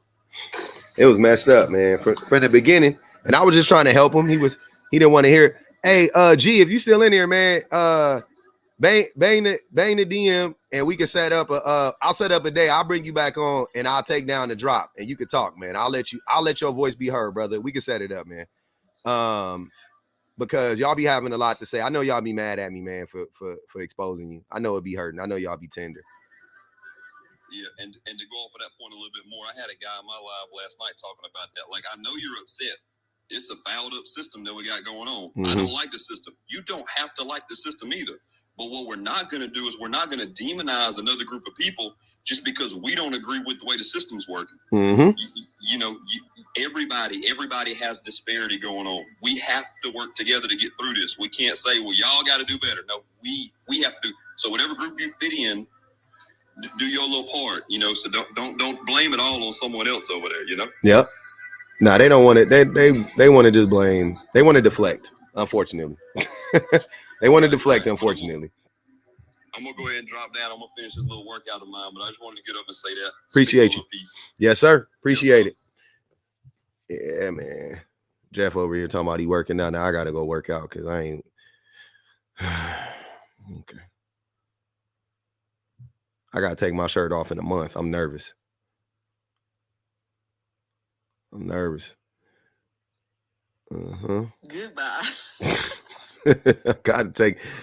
I'm going on vacation in a month. I'm about to be at the pool. I don't play that. Summer gonna get with everybody I'm gonna get. I don't play that shit. Summer gonna get. Nah. I need the pump. I need that pump going, man. Oh, Evie, are you there? Evie.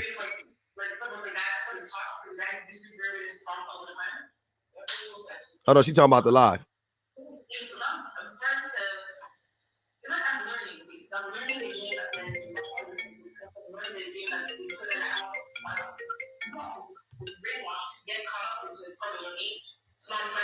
Look at Evie talking about the live. Lennox Bodie, what's up? I'm so nosy. I'm listening. Yeah, I want to hear it. What's up? What's up, brother? Okay. All right.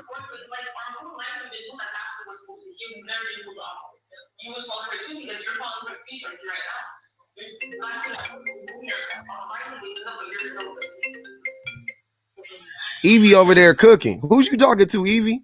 Right. Evie, who you talking to? It's too much. It's not that it's too much, but it's like down. Evie, who you talking to, Evie? Evie, who you arguing with? Who won't smoke with you? Tell them come on. I didn't even know I could get up. I've been waiting for this moment my whole life. Evie was over there cooking somebody. I don't know who you was arguing with, but you here now. I was talking to my mom because I've been listening to the live, and I realized something. Like when the other guy was up and talking about, oh, why don't you hold women accountable? He was basically just saying, why aren't you shaming women? Yep. Because men associate accountability to shame. I feel like there's a disconnect there. That's exactly what it is. They think they want, and I'm not even trying to shame men, which is funny. I'm not even trying to shame men. I'm trying to just point out what men actually do. You know what I'm saying? But they feel ashamed. You see what I'm saying? That's the difference. They feel ashamed because I'm just pointing out to them, this is what men do. You see what I'm saying? But he shouldn't feel ashamed by it. He should just be like, oh, damn, I didn't know this is what men are doing. Let me adjust. Instead, he goes, I'm ashamed. Now let me turn around and like Evie just said, hey, why don't you shame these women? I don't want to shame nobody, though. Exactly. And like it's not like as if the women don't already feel ashamed for the quote unquote bad decisions that they made, but they are taking accountability by staying with the child, getting 2-3 jobs to help support that child. Like they're doing everything they can to take accountability for their decisions. Facts. I just want to say that definitely women be feeling ashamed after they be letting some of y'all smash. I ain't gonna even hold you. 100%. They do be feeling ashamed. And it don't be like right after. It ain't like how it is with men, like the post-nut clarity type of stuff. It be like after, and then it be like they see how y'all start moving in the world, and they be like, wow, I can't believe I let that one. Damn, and don't have a baby with him. I know y'all be punching the air. I know y'all be punching the air sometimes. When y'all see that man get to moving around all weird and being strange, I know y'all be like, damn, he got me. But yeah, no, that's basically what I was ranting about, because I like listening to your podcast because I'm fairly young. I'm still 24, and I've been in like two relationships that were not like, I thought that I was the problem. So I would always try and like, fix. She must be on Shan Wi-Fi. Cut it out. Not on Juneteenth. And looking back at my relationship and being like this too, like it would just back to back to back. I'm like, oh yes, there's some things that I be accountable for, but most of the things were not my fault. So what did you think was your fault? Could you give me an example? So I thought that I wasn't giving him, the main issue that we had is he thought that I wasn't giving him enough affection, right? So sex. And during that time, yeah, basically it was quote unquote for sex, but he put it underneath the umbrella of affection, right? Of course. And during that time, I was in school. I had a very difficult program. I was living alone. I was paying rent by myself. Like I was very stressed because it was my first time living on my own and going to school at the same time, full time, and working as well. So I was really stressed. And most of the time he would come over to my place, but I would be doing homework. And like I would be trying to like still entertain him while doing my homework and make food like that we could eat and stuff. And like when we did have time together, we would spend time watching shows that he liked. Like I would try to do everything to make him feel happy, make him feel content. Yeah. But I was never in the mood to like have sex because I was stressed out. Yeah. Sometimes we would have arguments during the day, so like I wasn't really in that mindset. And he told me, you're doing everything right, but the affection part. I was like, I don't get it, because when we're together, I caress your hair, like I give you little kisses, like I'm affectionate towards you. The only thing I'm not doing is having sex on a regular basis. That sounds very common. Yeah.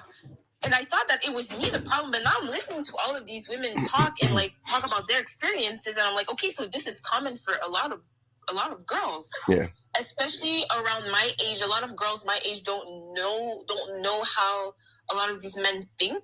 And that so they think that it's their fault. And that also bleeds into why a lot of older men want to get with younger women, because it's easier for them to, because you don't know, but you know what I'm saying? But after 2 or 3 or 4 boyfriends, and after you done compare some notes with some women, maybe even some men, now you see, oh, it wasn't me. He was just manipulating me. He was gaslighting me. It was narcissistic abuse. That's what was going on. Okay, got it. Clock it. Right. And moving forward, you adjust. And that's why men also when they use that, oh man, she got a lot of baggage. Why am I paying for the last man's mistakes? You mean why is she able to clock your BS? Because she already experienced it in another relationship, and now she's not allowing you to do that same do that same manipulating the same amount of manipulation on to her. Like that's what that's what they really. Hey man, all I'm saying is that I am the manipulator's whisper. Like I will break down the manipulation, the tact. Like I know what they be saying. I know what men be saying when they be saying that stuff. I know what they be saying. Now, I've said it before. There's not an excuse for the men or nothing like that. When I was doing it, I didn't even know that that's what I was doing. I truly believed that it was what I was saying it was in the moment. And I think that is a big reason why the women believe it too, because the men believe it. You know what I'm saying? Like it's hard sometimes to tell.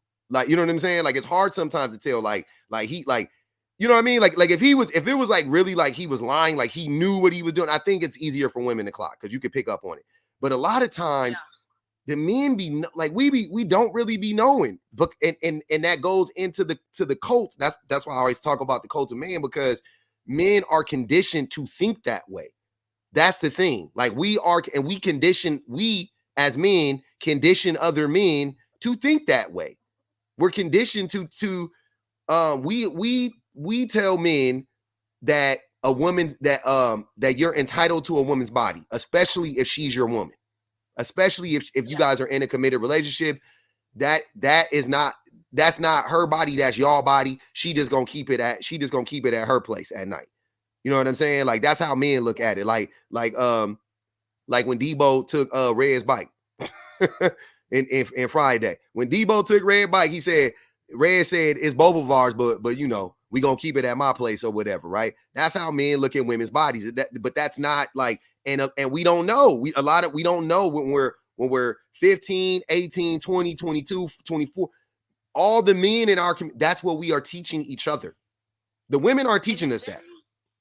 It's very unfortunate because, especially like young girls, I know that I felt a lot of pressure to perform sexually with my partners, but it's like as if my body wasn't mine. Like it was there for their use when they needed it, and when I would vocalize that, hey, I'm not feeling it today, I'm not very comfortable, or like he would get mad.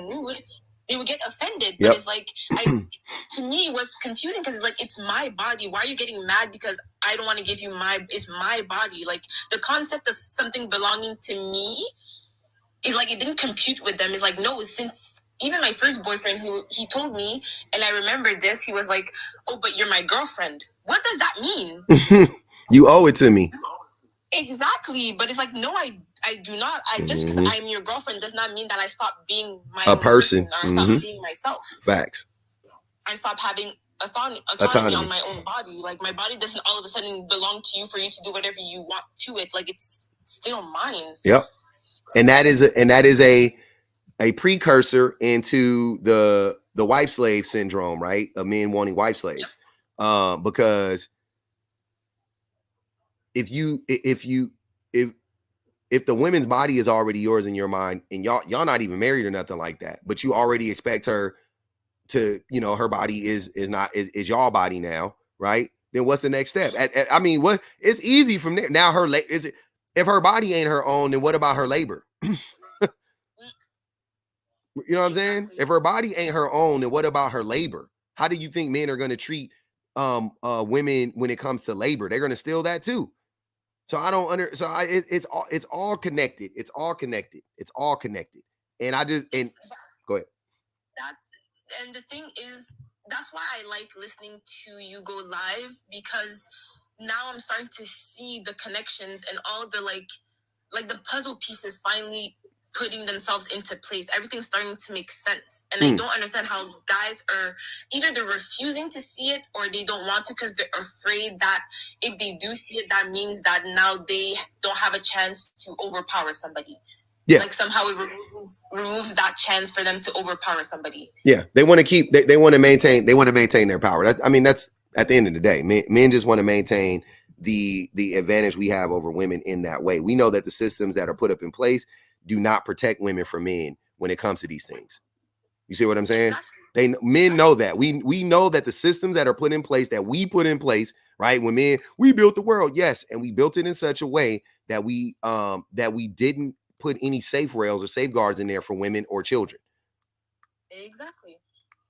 But they don't want to take accountability for all the faults, like you were saying in your other lives. They want to take, like, even my ex, he told me this once. He was like, yeah, but men built the world. Like, yeah, but look at the world that you've built. Even you don't like the world that you quote unquote built. Ain't that something real messed up? You don't like it, but then when I say, well, let's change it, you go, nah. If you built it, you can unbuild it. Yep, we can change it. We can break it down. Exactly. Interesting. And one last point that I wanted to make, I took some notes from one of your other lives. I think the guy that came on was King Loaf. King Loaf, yes. And he got dropped earlier. He was talking about how women need men to protect them because women are so naive and they don't know what men are capable of. Mm-hmm. And I really reflected on what he was saying, and I realized that it's not that women are naive, it's that women have to be nice, overly nice. Yeah. In order to protect themselves, but men take niceness as being naive. As because weak. I was listening to this other woman on TikTok, and she was explaining that herself, she's not nice. But just because you're not nice doesn't mean you're mean or disrespectful. That just means you set boundaries. And a lot of women, unfortunately, we aren't taught to set boundaries because we're taught to just freely give ourselves to people that need us, especially men that need us. That's a part of it. I also think women are taught to survive. And I think that one of the survival like mechanisms that women have at their disposal is like the fawn mechanism. Exactly. And that disarms a lot of men, and women take advantage of it. And you know what I'm saying? They use it when they need to. And so I don't blame women for that at all, because it is what it like. What do you want? Like I had a woman talking about it the other day, and she was like saying, like when you're out in public, why do you give that man your number? You should do X, Y, and Z. And I'm like, because women be just trying to make it home. Like women be like y'all think the police got it bad? Women got it 10 times worse. You know what I'm saying? Like women just be trying to make it home, man. Just from walking to the local, walking in the liquor store, walking in, going to get their gas, pumping their gas, being at the club, being at the mall, being in a parking lot at nighttime, being at work, right? They just be trying to make it home. So I would never, me personally, you can do it, Evie, as a woman, that's on you. But I'm saying me personally as a man, like I will never, ever, ever judge the way women make it home at night. You know what I'm saying? I'll never be the one to be like, you guys need to stop doing that. You guys need to be like this with men. Like, I don't know about that. I don't know if we're in a place of society where women can just like, just up and just turn around on a dime and start treating men a certain way without there being like a lot of repercussions. You know what I'm saying? Yeah, no, you're absolutely right. That's the thing. So like, we've been socialized to protect ourselves in that way. And unfortunately, even that way of protection is not effective. Yeah, it's not. Anything a woman does is not effective because first, men do not, like, I've noticed when I talk to guys, they look at me like as if I'm stupid, or like they don't take you seriously. I don't know, is like there's something in their face compared to when they're talking to another guy. They're intentional about the way that they're listening to the person, but when they're talking to a woman, is like their body's there but their mind isn't. Mm-hmm. They're not absorbing what the woman is telling them, because they don't take what she says seriously. Regardless, they don't even try and put the effort in. That's 100%. Men don't actively listen to women, without a doubt. Like, no doubt about it. And men don't actively listen to anybody who either doesn't have some authority over him or isn't saying something that he wants to hear. Exactly. Whether it be man or woman. Now, if you were talking about something that he wanted to hear, he would have been listening intently. But if you were just talking about yourself, he don't care about you. So if you're like, this is what happened to me today at work, this is what happened with me in the world, this is my thoughts on this, these are my thoughts on that, blank stare, slow blink. But if you were to be like talking about giving him your body, he'd be wide awake. Right? He's all, you know what I mean? Yeah. And I've tested it. I have tested it. I've tried, like, when I talk about myself and my day or whatever, I notice they don't listen. Mm-hmm. So I tried the other way. When they start talking about me, I'm not looking at them. And then they look at me and they're like, why are you not listening? You don't care about what I'm saying. And I say, how the tables have turned. And that's when it clicks. But they don't change their behavior. They just get mad. They get angry at me. And then they feel ashamed. And they say, what are you trying to say about me? Why are you being mean to me? Hey, Evie said she got mind control over Debo. She be tricking these dudes. I love it. I like that. What they do, and then I give them back the same energy. And now I see, so it's hurting you. So you do know what you're doing. Appreciate the new subscription. Thanks for resubscribing, R. Appreciate you. Yep. They know exactly what they're doing. I didn't. I ain't gonna hold you. I didn't. My wife pointed it out to me. I didn't know I did it. And I was like, I won't say that they didn't know. Like I said again, It is not an excuse. It is to point out how insidious it is, though. That's what I want to drive home. It's not to be like men be knowing, and some men absolutely do know, but I'm more saying that it is so commonplace. The level of indoctrination that exists within the cult of man is so insidious, and it is so effective that so many men just be sleepwalking through life, and we don't even know what we're doing. We don't realize we're knocking everything over in the shop. We don't even know. We have no clue. And then everybody else around us is like looking like, you know what I'm saying? Like what, especially the women, y'all like, what's going on with this dude? This dude is, you know what I'm saying? You know, he tripping.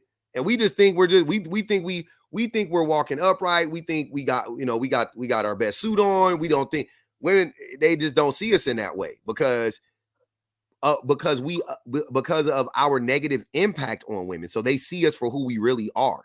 We see ourselves as white knights and princes and stuff like that. And women see us as like jesters, and you know what I mean? And who we really are. Like they really see us for who we really are. So that's especially once that frontal lobe finishes forming, like it's over. That's why most of them don't date women above 25, because women now can see, as you mature, you can see the world for what it truly is. And I'm getting to that point because I'm 24 and it's baffling. Like you starting to clock it. And it's scary. Yep. Hey, I got to read this poll real quick. Women, do you feel in control of your bodily autonomy? 22.45% said yes. 26.53% said no. And only about half the time, 51.02% said only about half the time. Damn. So if you put the no's with the only about half the time, oof, crazy. But Evie, go ahead. You want to say something else? Go ahead. I was just gonna I wanted to point out, because I know that you guys are in America, but I'm in Canada, so it's kind of but the men here are the same. Regardless, I don't know why men think it's only men in America. It is worldwide. This issue is worldwide. I don't know why black men think it's only black men. I don't know why Americans think it's only American men. Like, it is men. That's why I speak on the cult of man, not the cult of American men. My first ex was a white tea man. He was racist. He was hypersexual. Like he had little self-control. Like it's not just a black men thing. My other ex, he was not even technically black. He was from Somalia, and technically they're their own race. So even then, they all behave the same. I talked to a Somali woman one time, and she said I was a T. She asked me if I was a T man. Yes, I was there during that live. I wanted to come up so bad because even the women there, because they followed the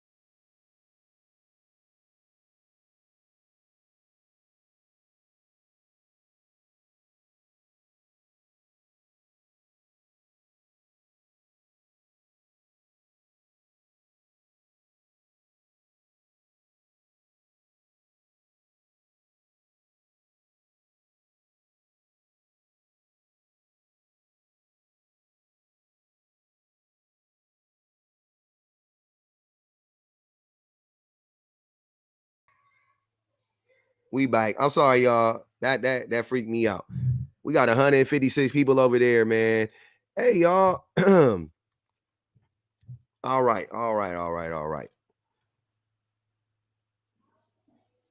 Join the Discord, Evie. Exactly. I like that. People helping people. Reach out to her. You'll love it in the Discord, Evie. It be popping. We be having a good old time. Hey, man.